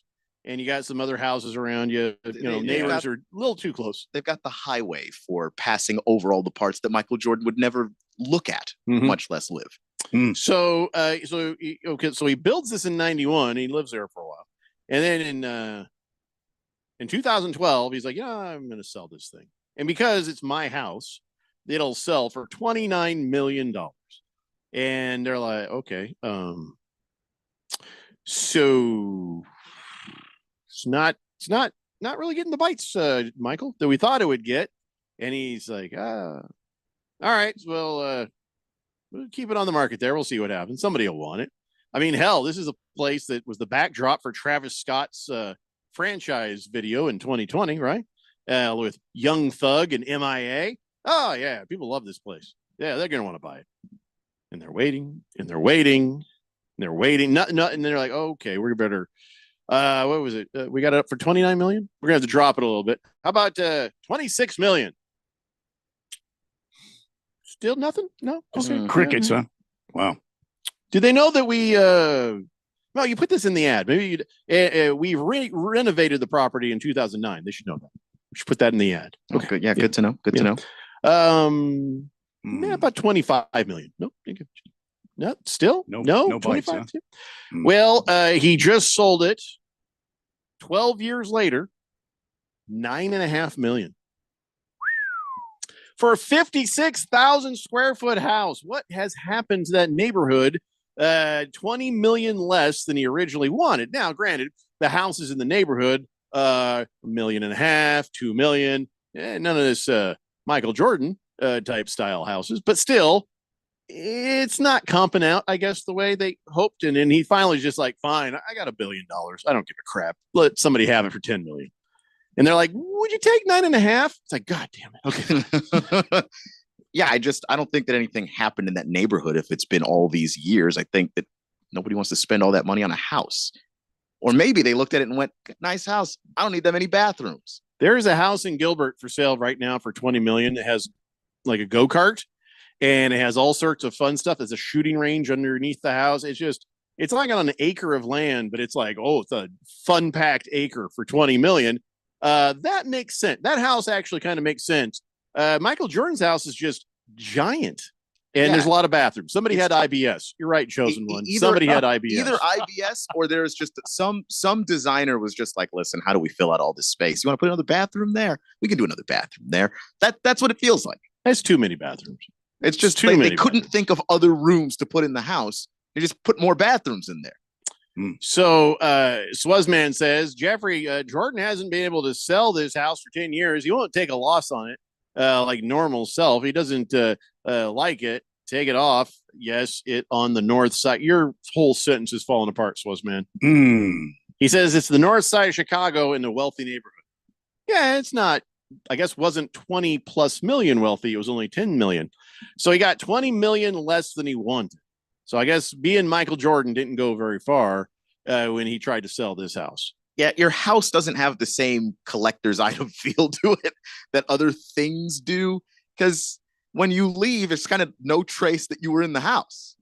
Other than, well, if he's got 19 bathrooms, there's probably some traces. I'm just saying. But you might never know because there's no way he used all the bathrooms. You live there long enough. You use all the bathrooms. Maybe, but he's been trying to sell it for 10 years. I don't think he's been living in it at the same time. And he does have make a point houses. I'd make a point of it. I would seriously, within the first month, I'd have used every bathroom in that house. I would have, but once you've reached the wealth of Michael Jordan, does he even care? Does it even register that my house has more bathrooms than most people have? I pray to God that I'd use every bathroom in that house before I got so rich or felt that jaded that it wasn't like a thing. It just wasn't special. Like I'd open a bottle of champagne. Guess what I did today? Oh, every bathroom? Every bathroom. Again. And it has to be serious business too. It can't just be just number one. It's got to be like, I used every bathroom. And you got to chart that thing like a map. You don't want to repeat bathrooms. If I don't have to turn, if I don't have to turn the fan on, it doesn't count. I mean, use every bathroom. I used. And then the fact I lit the candle and you see the wick is black now. And when you walk by, you're like, yep, use that one. That's how I'll know, Keon. This is because you can tell that the wick has been lit. That's true. There you go. Look, you got to have some Chipotle to get that done. That seems like it'd be worth the pain and suffering to have the Chipotle to use all 19 bathrooms. Well, I have one put in the house. That's a good way to lose weight. There you go. The Jet says price per square foot was accurate according to what other homes were sold for. 19 bathrooms, not that many bathrooms for a house that's 56,000 square feet. That'd be similar to a 2,500 square foot home having only one bathroom. There is no 2,500 square foot home that only has one bathroom. You know what I mean? 2 at least, 3 more likely. Yeah, and you don't want guests using your pooper? Just don't need 19 bathrooms. Like you're just exceeding the number of bathrooms that people just need in a house. Why not just have bigger rooms? Big George says, it's a sign of wealth when your house has more bathrooms than bedrooms. He says, I learned that from Robin Leach from Lifestyles at the Rich and Famous. I remember that. I don't want more bathrooms. I want bigger rooms. Just what? I want like little coves that all have like popcorn poppers in it, Just a Tip says 16 bathrooms. Yeah, I got that many places to tinkle in the backyard. Doesn't even cost me that much. You're one of them people, huh? Are your fences high? There's a lot of people who do that, They go out in the backyard and take a whiz. And I'm just, can't do it. Can't do it. Can't do it. And I'm not coming to your house ever. Bullseye says, hey, thank you, Jeffrey, for upholding some honor and integrity in your fantasy football leagues. In my work league, 2 guys colluded last week to bench all their players. So they ended their weekly matchup in a tie since they were both going to make the playoffs with a tie. Whereas if one of them would have lost, I would have made the playoffs. Thank goodness we don't play for money, or else I would have just had to take out some kneecaps. I feel like you still should. That's just dirty. Mm-hmm. That is just dirty. How long have they been dating, by the way, is what I would ask. Buffalo Mike says, I don't see Belichick having any problems recruiting young people, but seeing him in romantic pictures with what looks like his granddaughter, oof, cringe. That's cringe. Oh, I said this yesterday. I don't think he's going to be doing lots of outbound recruiting. I think that's going to be Michael Lombardi, who goes and just hype mans him. That's his hype man now. And even Lombardi's not going to probably do all of it. You know, if you're going to be the GM of that team, that means you have other scouts under you. And it also means that you have other coaches that recruit. Like when you're the head coach, you don't do all of the recruiting personally, but that final nail that gets you over the top where other guys, are kind of waffling, like maybe it's between North Carolina and South Carolina, like it's close to where you want to be. Maybe show up personally to those. We'll see. We shall see. Yeah, and I don't know if he wants to, if he's willing to, if he cares to. I have no idea. He might be Aaron Rodgering this. What I mean is he's just collecting a check, doesn't care about the actual outcome. Aaron Rodgers doesn't care about the actual outcome. He's just collecting a check. I don't think so. I don't think so either. I think Rodgers cares because he's just too prideful and he's friends with Once Brady. he realizes he doesn't have the goods anymore, he's just collecting the check. But I think with Bill, I don't think Bill's doing it for that because like you could do better than North Carolina. You could go to a football program. he said yesterday during his introduction press conference, he said that when his dad was there, he said that, that's all they talked about it. And he also said that his parents would remind him as he was growing up that his first words were beat Duke. So that was the big joke at the press conference. Beat Duke was his first word. Which matters. But I don't think he's doing this to collect a paycheck. I think Bill just likes coaching football. I think he misses it because the paychecks were nicer at ESPN. Yeah. And it's less work. Is he making more than $10 million a year there? I don't know exactly what the contract is, but it's nice for the amount of the amount of effort you have to put in compared to coaching an actual college football program where you're going to be standing on the sideline sometime in October and it's raining, or you're going to be in these cramped media booths with a bunch of guys who are asking you questions. You already don't like the media, but college football media is going to ask nosier questions than they ever asked you in New England. I just don't know. That's a lot he won't get away with there. Yeah. I think he'll be able to handle the college, media. He'll be able to handle it, but there's just going to be days where it's a colossal pain in the ass for him. Ringless Joe says, would Aaron Rodgers work on a different team? I think he's done. I think he needs to retire. I don't think that he has the goods anymore. He doesn't endear himself to the locker room. Whether he has the physical ability, the mental ability, like you said, there's still glimmers of Aaron Rodgers as you knew him before. But in general, entire package, I don't want him on my team. I don't know anybody who wants him on their team. You want him on the Lions? I mean. Like you have an actually good quarterback. Why are you caping for Aaron Rodgers so hard right now? You can do the comparison of Jared Goff versus Aaron Rodgers and just see the canyon between them statistically and with your eyes. They're not even close. He's not playing at not even an elite level. He's not playing like a top half of the league guy right now. Yeah, and he's such a jerk that not even Jake from State Farm, he'll hang out with anybody. He will not hang out with Aaron Rodgers. Oh, boy. All right, listen, we got to take a break. When we come back, other assorted things. It's the Daily Blender here on 1580, The Fanatic. This is Brent Musburger's Action Update on 1580 and 99.3 The Fanatic. Brought to you by G-Bank. Earn cashback rewards on every eligible gaming transaction. vsin.com/GBank. Subject to credit approval. Terms and conditions apply. One of the great college football rivalries taking place on Saturday in Landover, Maryland. It is Army-Navy. Army ranked 22nd at 11-1. They're a 6.5-point favorite against the midshipmen, minus 115 against the spread. Navy getting the 6.5 points, minus 105. On the money line, the midshipmen are plus 200. The Black Knights minus 270. The over-under total at 39.5. Minus 105 for the over and minus 115 for the under. The college football playoff begins a week from Saturday. Both Oregon and Texas are the betting favorites to win the national championship, both at plus 350. I'm Tony Desiri with your VSiN Action Update on 1580 and 99.3 The Fanatic.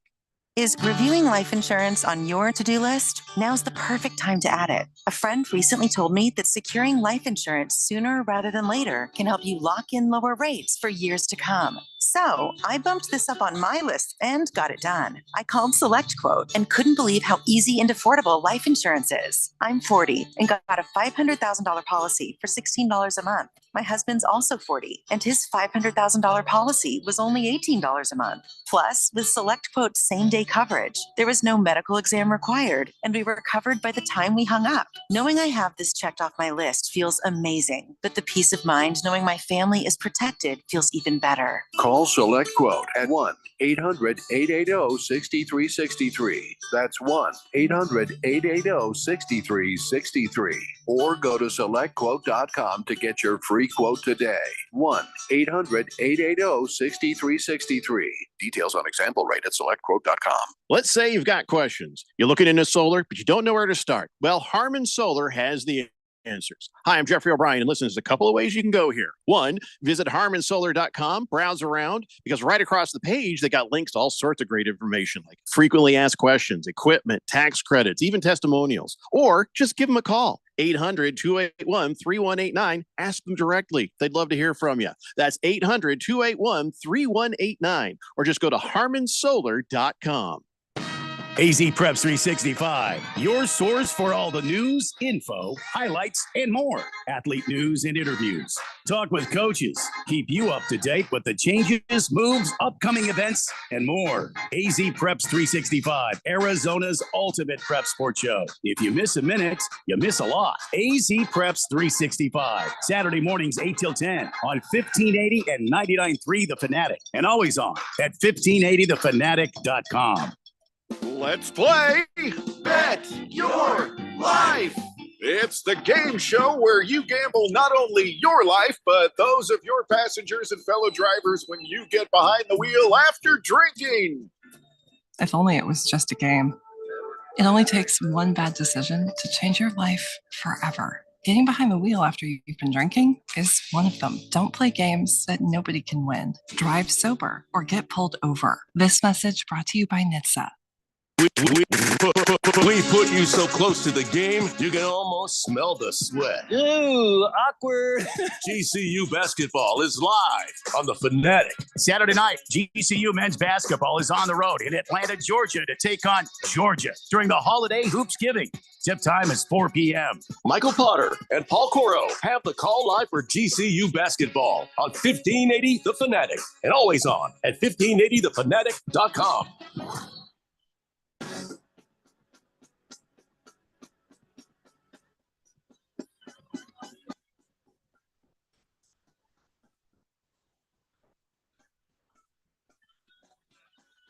Dave Blender here on 1580 The Fanatic. So Michael Jordan having a hard time selling his house. He wanted to sell it for $29 million, settled for $9 million.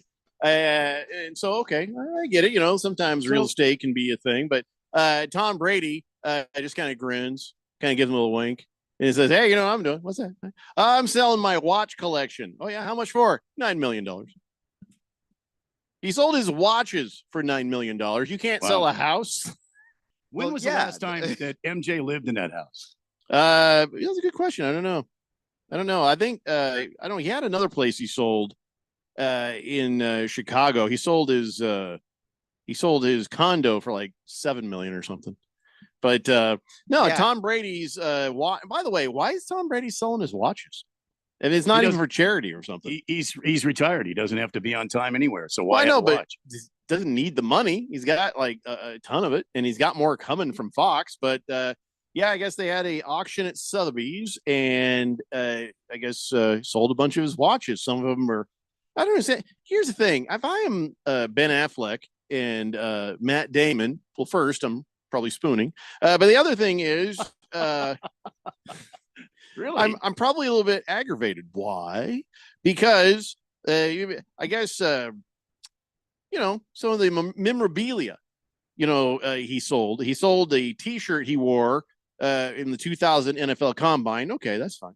Helmet worn in his final Patriots game. No, I got it. And the tracksuit that he wore in the Dunking Super Bowl commercial, autographed by Ben Affleck and Matt Damon. And they're probably like, "Hey Tom, why'd you sell that? That was for you." And he's just giving stuff away. He also sold off his Michigan Wolverines jersey. The average sale price for each one of these little things was like $200,000. Yeah, a bunch of people bought this one watch. It was amazing that he wore during his roast. And he had this Rolex Daytona John Player special that got sold. I think like 1.14 million. So yeah, a bunch of his stuff, and then there's a custom made Audemars, I'm sorry. And it has Tom Brady's name written on the dial in diamonds. If somebody puts my name in diamonds, I'm like, maybe I'll keep that one. You know what I'm saying? I'm just, I don't understand. Why? Well, I mean, it's just why stuff. do this? Tom's a reasonable guy. It's just stuff, probably. Yeah, I know, but and like, give them to your kids. I think he has other things, more priceless things to him that he'll give to his kids. I know he's got at least beyond open mouth kisses and avocado toast. What? I know he's got Super Bowl rings. Know. I know he's got Super Bowl rings. So, but I just did think it's funny is like Tom Brady's like, "How much you sell your house for, Michael? $9 million. How much you get for your watches? $9 million." I'm sure Michael Jordan has sold plenty of stuff for more than he sold that house.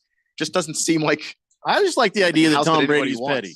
That's all. Yeah, I'm sure Michael Jordan and his $1 billion could give a crap. I only bring it up because Michael Jordan's pettiness is well known. There's no way Brady's more petty than Jordan. He's got $1 billion and he's hardly had to do anything but show up, smoking a cigar, drinking, going, everything going all right, and then that's it. Yeah, he is active in his NASCAR team. He does have a NASCAR team. That's cool. That's cool. No, it's not a dig on Michael Jordan at all.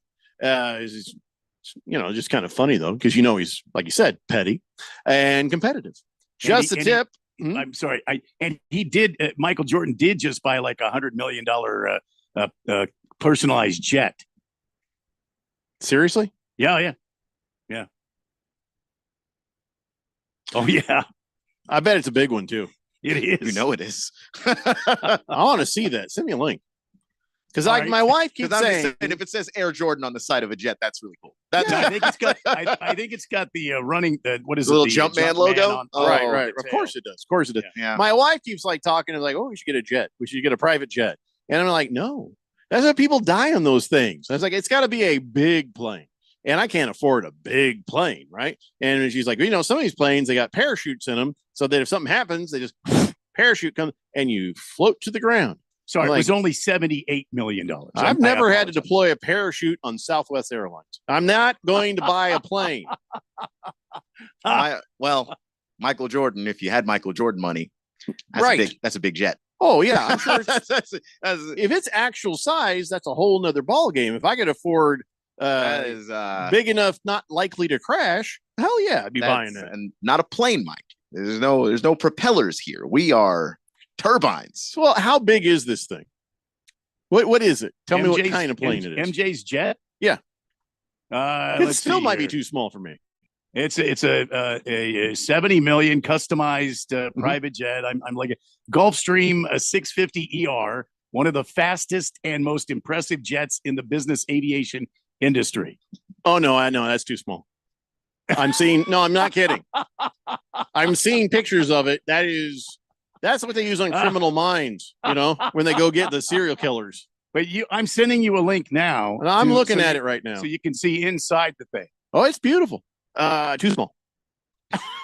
If I get myself an Airbus, like a 737 or Let's see. How much is an Airbus 380? How much is an Airbus 380? Let's Just any one of those that are bigger, and not, but it'd be great if it wasn't Boeing too. To be honest, I just not real thrilled whenever I get on a Boeing, but no, that plane is, and I'm not saying I'm too rich for it. I'm saying I'm too, Payne Stewart was on a Gulfstream.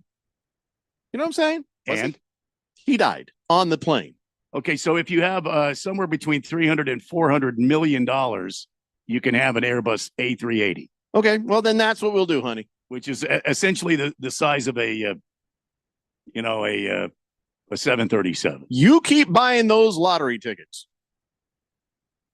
Outside of that, we're taking commercial flights. I just no. Not going to happen. Oh, now you can get one here. It says you can get a pre-owned Airbus A380.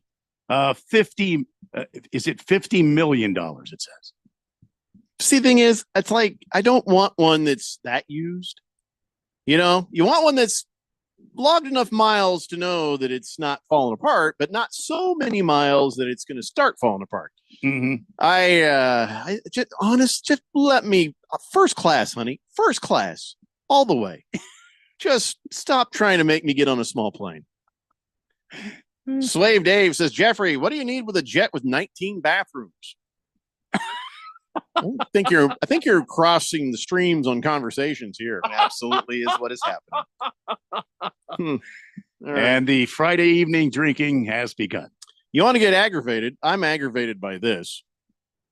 So, Caitlin Clark, right? She's Time Magazine's Athlete of the Year. Of course she is. Fair enough. She's, I think that fits. No problem. But Sheila Johnson, the owner of the Washington Mystics, she's not happy. She says, well, this is a bad idea. Couldn't you put the whole WNBA on that cover? No, because that's not how a player of the year cover hey, Sheila, works. How are you going to fit 144 women on the cover? 144, right? 12 teams, 12 players each. At least 144. Then what about the coaches? What about the assistant? That's it. You're talking 300, 400 people. But they're not players, though. So it would be just the players. She is a billionaire, but she's dumb as hell. That is just, I get what she's saying. She's like, you can't just keep singling out one player. It creates hard feelings. Okay, well, then maybe the others should play better. Hey, Sheila. Well, they did. How about but hitting the kitchen? No, I but mean, like in terms of better. But in terms of, Angel Reese is awesome, and she's getting love. But there are many players in the WNBA that played better than Caitlin Clark did this season. Yep. However, if you want to, they don't give these covers out for just play. There's also an impact that impact is the biggest word. Yeah, and Caitlin Clark, I think, undoubtedly of all the women playing basketball in the WNBA this year, had the biggest impact. And none of the other players had that impact. Her first season saw just unprecedented increases in ratings, in ticket sales, in all these. She's broken every record. You know what I'm saying? Yeah. Now, from that, you start to look around and see what Keon is saying is right. Oh, wow, there is a lot of talent here. So this was just a moment in time where the right person hit at the right moment, and now everybody's benefiting from this. And I'm not saying that, Caitlin Clark is carrying them all on her shoulders. No, the moment is turning the light on for everybody. She's the right player at the right time. And there's nothing wrong with that. And there's nothing wrong with celebrating that. And I understand that, she's a little bitter. She has a rookie on her team. Aaliyah Edwards played really well this year and was kind of overlooked by a lot of people. She didn't do what Caitlin did. And she didn't do it at the level that Caitlin did. So she's not going on the cover. I'm sorry to say. Sheila Johnson from the Washington Mystics is having a Jill Biden moment where she's like, "Oh, I just think everybody should win." No, shush. No, that's not the way these things work. That's just that it. Yeah, look, it's a nice thought, but that's not reality. And so if Time Magazine wants to say, "Hey, this is somebody who made a difference in this way, that way, that way," okay, fine. That's Athlete of the Year. Yeah, it doesn't take away from the other players, and I don't think the other players sitting there going, unless they're small. You know what I mean? I'm talking about in the mind. They're they're bitter and jealous. I'm sure there is that, and it's rightfully so. Well, I've been here all this time. I've been doing great. Yeah, but now people are going to know about it. So before you get all petty and jealous, I have to be like, oh, thank God. Now I don't care why. Now people are paying attention. This is all narrative from people like who aren't actually out there on the floor. The players have not had a problem with her. It just everybody else that just showed up decides that they're going to have input. And in the case of Shelly, her team underachieved. A lot of her players underachieved, and the ones that are good aren't quite as recognized, but that's because the team's bad. And like, what sport is that not true for? The actual best player in the league is Asia Wilson. I'll listen. She doesn't to have the biggest impact when she starts handing out all her money just to everybody. Come on, everybody should have that money. You can fit everybody. You can fit everybody. Just here you go. Here you go. Here you go. Just keep handing it out till it's all spread out. It's silly. It's just what she's saying is just silly. They're not giving her the cover for anything other than she's a great player that had a great moment, and that means something. And so she didn't stop there though. She didn't stop at the cover. Oh God. She went on and talked about how with her getting these deals, the Nike deal worth $28 million and the shoe and all that. And she's like, they'd like to get the same kind of recognition these other players. It all started with the whole Nike sponsorship. There's other players are saying, what about us? So she's not even stopping at the cover. She's talking about the money that Caitlin is getting. Well, okay, Sheila Johnson, pay your players NBA style money. You go first. And like the money thing there, like there's a collective bargaining agreement, and I think there's a cap, so like you can't. But here's the thing. Argue for that then, Sheila. The shoe deals and everything else. This has happened in every league. Your sport has to reach a tipping point where people actually start to care. And unfortunately for the people who came before, who are also great, they're not going to get rewarded for building the sport. The sport of basketball in the NBA was saved by the arrival of Magic Johnson and Larry Bird. And those were the guys that had the shoe deals and got everything. Do you think that Dr. J wouldn't have liked to have a lucrative shoe deal like they had, or Oscar Robertson, or all the other legends, Jerry West? Like, they didn't have that stuff because the sport wasn't there yet at the time. Yeah. You're just not being realistic if that's the way that you're going to think about this. Old Red Auerbach, son of a bitch. Like Bill Russell. I mean, if you want to talk about the greatest basketball player of all time, Bill Russell still has an insanely strong argument. So does Kareem Abdul-Jabbar. Those guys didn't get what Magic and Bird got, and Magic and Bird didn't get what Jordan got. Doesn't mean that they're not worthy of it. It just means that the sport wasn't there yet at the time, and that's just the way things fall sometimes. Sheila, it happens when it happens, and it rather than crap on it, question it, fight with it, just enjoy it and understand your tide is rising. For the Washington Mystics, everybody's is with this. So you going publicly and saying, well, I'm worried that this is going to cause some ill will and blah, blah. You are creating the ill will now. Just let things be what they are, because you know why? They look a lot like what Keon said at the transitions of the NBA back in the 70s, 80s, 90s and stuff, when the tide started to rise for those guys. This is a good thing and a good moment. Don't mess it up. How did she make her money? She was a hooker. No, I'm kidding. Jesus Christ. I have no idea. I have no idea. Here it is. She was now I'm really going to regret this. She was the co-founder of BET, and I think that's it. I wonder how many employees have worked for her that have not made the same amount of money each year and had the same kind of perks that she's had. That's what I'm saying. Hand out your money. Just start handing it out to everybody that is, share it. If you're going to do the same thing with this accolade. If you're going to stand on a stump and you're going to say everybody deserves the same thing, but how did you get to be a billionaire? And you're a billionaire now. And how many people did you help along the way? And did they have the same perks that you had? Now, to be fair, we don't know if she has done, I'm sure she's done charitable works. I am sure she's done some nice things, not saying she's evil incarnate or nothing. No, I didn't know say what that. she's done before, but this opinion of hers is silly. yeah, it's silly level at this moment. And again, to be fair to her, I don't know what came before this for her as far as how she did things. I mean, neither. She sounds well-meaning. It's a bit much. I don't know. It sounds to me. I don't know what the word is I'm looking for, and maybe you guys can help me out. But it sounds to me what's okay for others, but it's not okay for me, though. Yeah, I mean, I don't know. Like everybody, it's okay for everybody else to have all this equal time and equal pay and equal this, that, and the other. Oh, but don't touch my money though. This is mine over here. Yeah, I mean, I'd be more impressed if she was lobbying to the league to expand that cap. Yes, but then you have to have money to expand a cap from, and this league operates at a different economy. So, yeah, which is the other reason why she's like, yeah, why'd I put everybody on the cover and make it League of the Year? Because it also wasn't that.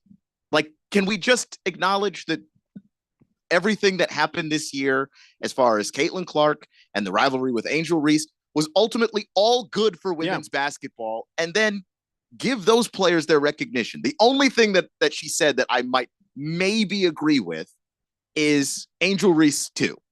Yeah, but I was just going to say that. I didn't know she said that, but I would say I was thinking the same. If they had put Caitlin Clark and Angel Reese there together, I'd have been fine with it. If they had said it was Angel Reese, I'd have been fine with it. Caitlin Clark, fine with it. I personally, if I had to choose between the two, I think you have to say it's Caitlin. Like the way that she plays and who she is as a person too. Like she's pretty down to earth and humble person. She didn't have her personality put people off as well. Like there was just like a lot of good things that came from her being in the league. And like I don't have any financial stake in it, but as a fan of that sport, like I appreciate her being there and doing what she did this year. And she, although she didn't like set records or break records and have this milestone year. I mean, she had a good year. I think she had a good year. I think she learned a lot being on a WNBA team that she didn't already know from being a D1 college player and one of the best ever to play in the women's college basketball world. But aside from that, I mean, I thought just her impact, like Keon said, just the impact of her being in this league there was so much excitement swirling around. Where was she going to play? And every time her and Angel Reese, that's why I think it should have been maybe her and Angel Reese. Every time those were the highest rated games. If you look at the WNBA, the highest rated games this season are all Fever versus Sky. I would have been fine. I would have been fine with either one of those configurations. And somebody needs to tell Sheila Johnson, hey, shush. Let things are going well. Things are going well. Let them become well. Just a Tip says, how many WNBA games did y'all watch this year? We're going to average this by using Keon's number. By using my number? I don't know, man. I don't know off the top of my head. I watched a lot. I have WNBA League Pass because he paid for it, man. Because I can afford it. And also, I went to several Mercury games, and I went to the WNBA All-Star game because that increases our average. Thank you. A lot. I didn't count. I watched every day that there were games on. I saw a couple. So that helps the average a little, or it hurts the average. I can't show.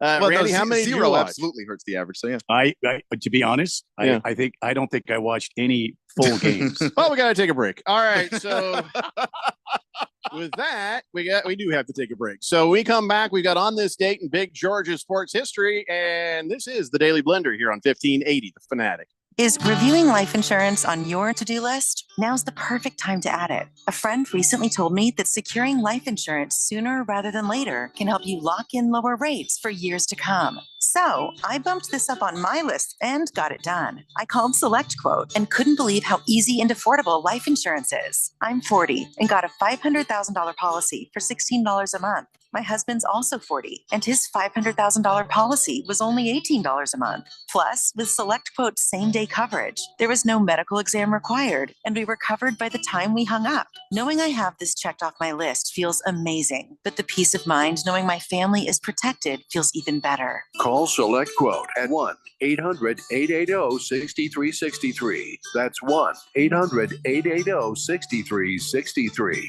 Or go to SelectQuote.com to get your free quote today. 1-800-880-6363. Details on example rate at SelectQuote.com. Cashback is not available on gas in New Jersey and Wisconsin. $5,000. That's the average amount of money people in the U.S. are now spending on gas in a year. $5,000. That's crazy. If you drive, you have to download Upside, the free app that gives you cash back every time you get gas. That's right. You can earn real cash back with Upside just by buying the gas you're already buying. You can literally start earning cash back today. I use Upside every time I fill up. I've already made around $300. You're putting gas in your car anyway. Why not get real cash back? If you like free money, download Upside. I'm saving the cash I earn from using Upside to help pay for a vacation later this year. Download the free Upside app now to earn cash back every time you buy gas. Use promo code AIRPORT25 to get an extra 25 cents per gallon on your first tank. You can cash out anytime right to your bank, PayPal, or a gift card for Amazon and other brands. Just download the free Upside app and use promo code AIRPORT25 for a 25 cents per gallon bonus on your first tank. That's code AIRPORT25 for a 25 cents per gallon bonus.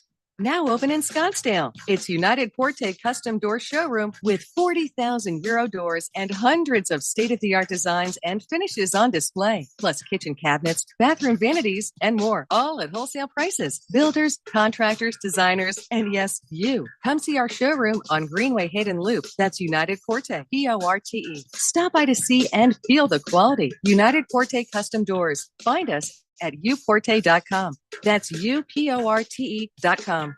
Think you can handle a few drinks and still drive safely? Think again. Buzzed driving is drunk driving, and drunk driving can land you in serious trouble. In Arizona, there's zero tolerance for impaired driving. Even one drink can cost you thousands in fines and legal fees. Plus, take away your driver's license. So plan ahead. Use a designated driver or rideshare. Get the facts at drivesober.az.gov. This message is sponsored by the Governor's Office of Highway Safety.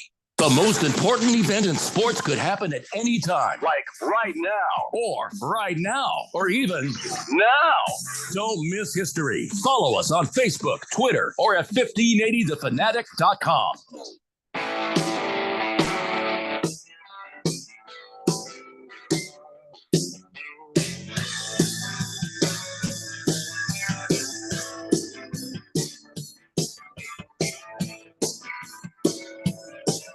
Today's blender here on 1580 The Fanatic. Against the Spread says, hey, what's going on, gentlemen? I hope you guys enjoyed that LA Rams pick last night. Well, I sure did, because I picked the Rams too. He says, I got an angle for tonight. It's an FCS pick. Montana State destroyed Idaho earlier this year and is favored by 13 at home versus Idaho tonight. Montana State's quarterback has 26 touchdowns and 1 interception. Bobcats also have a back with 14 touchdowns and 1,400 yards on the ground. Montana State covers the 13 at home tonight. Much love to the greatest radio show in the universe. And as always, practice money management. All right. So what do you think of that? There was another game here. Should we have done the Keon Rose's dance party, or should it have been just sort of a no, that's waltz? I don't know. Yeah, I mean that's a FCS playoff game. I do not watch a lot of FCS football. I wouldn't have been able to help. Okay. So, against the Spread. Appreciate the tip, man, because I don't know. Well, I mean, it might be worth it. So here's the thing. Southern Mississippi. Is that a good team? Is that gonna be a good game when they take on Army in the Independence Bowl? Do you think that'll be a good game? Yeah, I think it'll be a good game. Yeah. What about the point that the entire football team has now entered the transfer portal? I'm not making this up. The entire team has entered the transfer portal because the head coach of Marshall, hold on a second here. Yeah. Marshall has left for the Southern Miss job. Oh, okay. Hold on here. Do you know who Marshall is? Yeah. The team? We Are Marshall. Did you Yeah. not see that movie? Is that Marshall. where they are? Yeah. Yeah. We Are Oh, Marshall. Nobody's Marshall anymore. They're all in the The, transfer portal. Thundering Herd. Yeah. Marshall, they went 10-3 this season, and they're supposed to play Army in the Independence Bowl. They all went into the transfer portal because entire their team. yeah, Charles Huff, their coach, left for the Southern Miss job after he led the Thundering Herd to a Sun Belt Conference championship. The entire damn team. Well, that game can't happen. But see, unless they're allowed to play, like unless you're I still wonder. allowed and they want to play for a guy they've never. What happens to that? Because then there's nobody to play, and Army just sits there and is like, "Hey, everybody."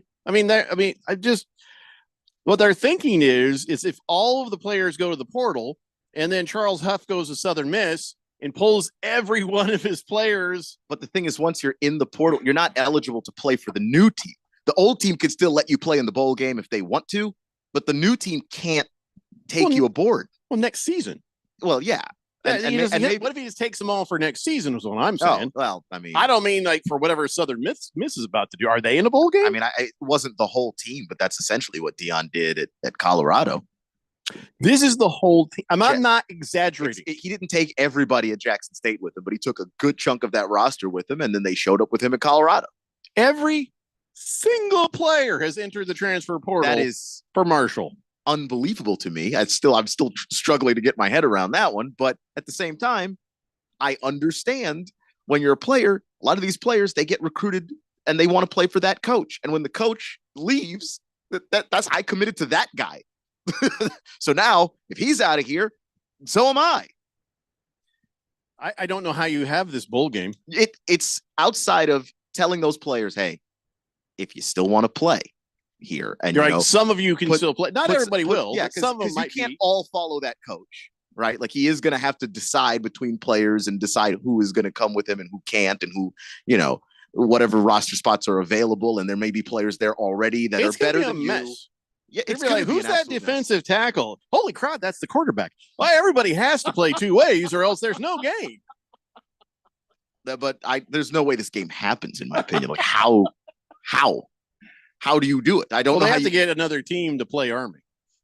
That's what they'll do. Is just some Yeah, other they'll- team. They'll have to, which is I don't know how you shuffle that on short notice because they usually get this stuff sorted out. Well, who did they beat? Who did Marshall beat in the Sun Belt championship? They're probably not in the bowl game. So just give it to those guys. That's what I would do. Yeah, against the spread says if Marshall doesn't play the bowl game, the NCAA will give a bowl game to a 5-7 team. The game's going to be on regardless. Yeah, that's what I'm thinking. Okay, yeah. So some team that didn't make it. That makes I'd sense. say just the people they beat in the Sun Belt would probably do. But that team is playing in another bowl game, though. They're bowl eligible because they qualified for their championship game, and that would be Louisiana, the Raging Cajuns of Louisiana. They are already a 10-win team. They already are in a bowl game. I love how Just the Tip is trying to spin this for the. He says the next Thundering Herd coach gets to choose all his new players. Next season, I'm in if I get this chance. No, you really, as a coach, you want to pick your starters. You want to go get guys. You don't want to start from absolute zero. That's a losing team next year. Literally absolute zero. What the next coach is going to have to do is go to those guys and say, hey, now hold on. You're all not going to be able to follow your coach to Southern Missouri. You're not going to all be able to land in all of these different places. I will have a place here for you, for those of you that don't go anywhere, and then maybe try and find some of the better players and convince them to stay.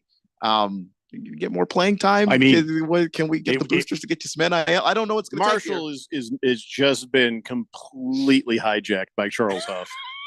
This is just the worst thing that could happen to them. Entire team. Everybody. Coaches are the stars in college football. When they leave, the program kind of does end if you're not a big enough brand. There should be rules against this. You know, like everybody goes. It's like where there's a first come first serve to a certain number. Then after that, they're like, no, you got to wait. They should. The rules should be about the coaches. I think that's more manageable to say you guys can't accept jobs until after the bowl games are done. Yeah, no, you're Yes. right. The The whole postseason's way they over, do it is then messed go. up. Lane Kiffin says it. Yeah. Everybody that feels it, Yeah. but here we are. 100% agree. Probably put out like a Kenny Dillingham call for, hey, anybody here a kicker? Just Marshall. Anyone want to You got to kick. You play football? were That's you fine. were you good at this? Did you get? They ought to be good at that. That'd be the second time that Marshall's had to do this. Field a team. Ouch.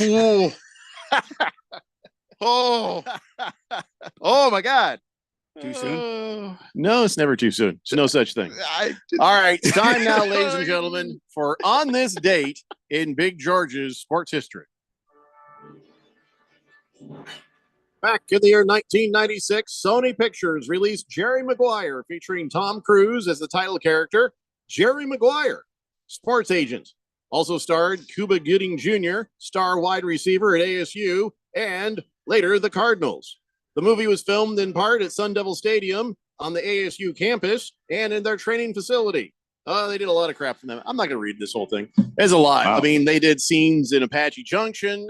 They did scenes all over the place. One scene, Tom Cruise was wearing a Phoenix Suns versus Seattle Supersonics 1993 Western Conference Finals t-shirt, which doesn't make sense because his character lived in LA and was an agent in LA. So I don't know, somebody just had a spare t-shirt to throw him. I don't know. By the way, And like LA is like a big city. You could be from anywhere. you know who else was in the movie was old Squishy Face. That's what I called Renee Zellweger. She always had a squishy face, like she just ate some lemon. Her face was always squishy like that.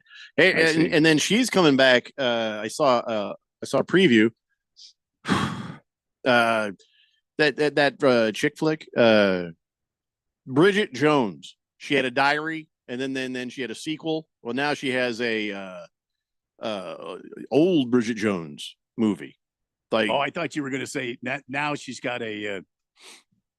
She's got like a what we call it. She's got an OnlyFans account. oh no! I thought you were going to Bridget say Jones. something about hot flashes. OnlyFans. Bridget Jones in the hot flash. She's in hot flash range. And I'm not kidding. The premise is the guy she ended up with dead. He died. So now she's on the move again. Bridget Jones and on the move. Just sad. Yeah. Against the spread says the only person that can get Marshall back on top is Matthew McConaughey. Yep. After this disaster, he did it once before. He could do it again. Yes, he could do it again. He could do it again. All right. Oh, That's actually, no. if he wasn't such a big Longhorn fan, I'd say, yeah. They have nothing literally to lose at this point. Nothing. Why is it always Marshall? Why is it always Marshall? No, they're sitting there going, again? All right, everybody. Have a great weekend. We'll be back in your radios again on Monday at 3 o'clock. It's the Daily Blender here on 1580. The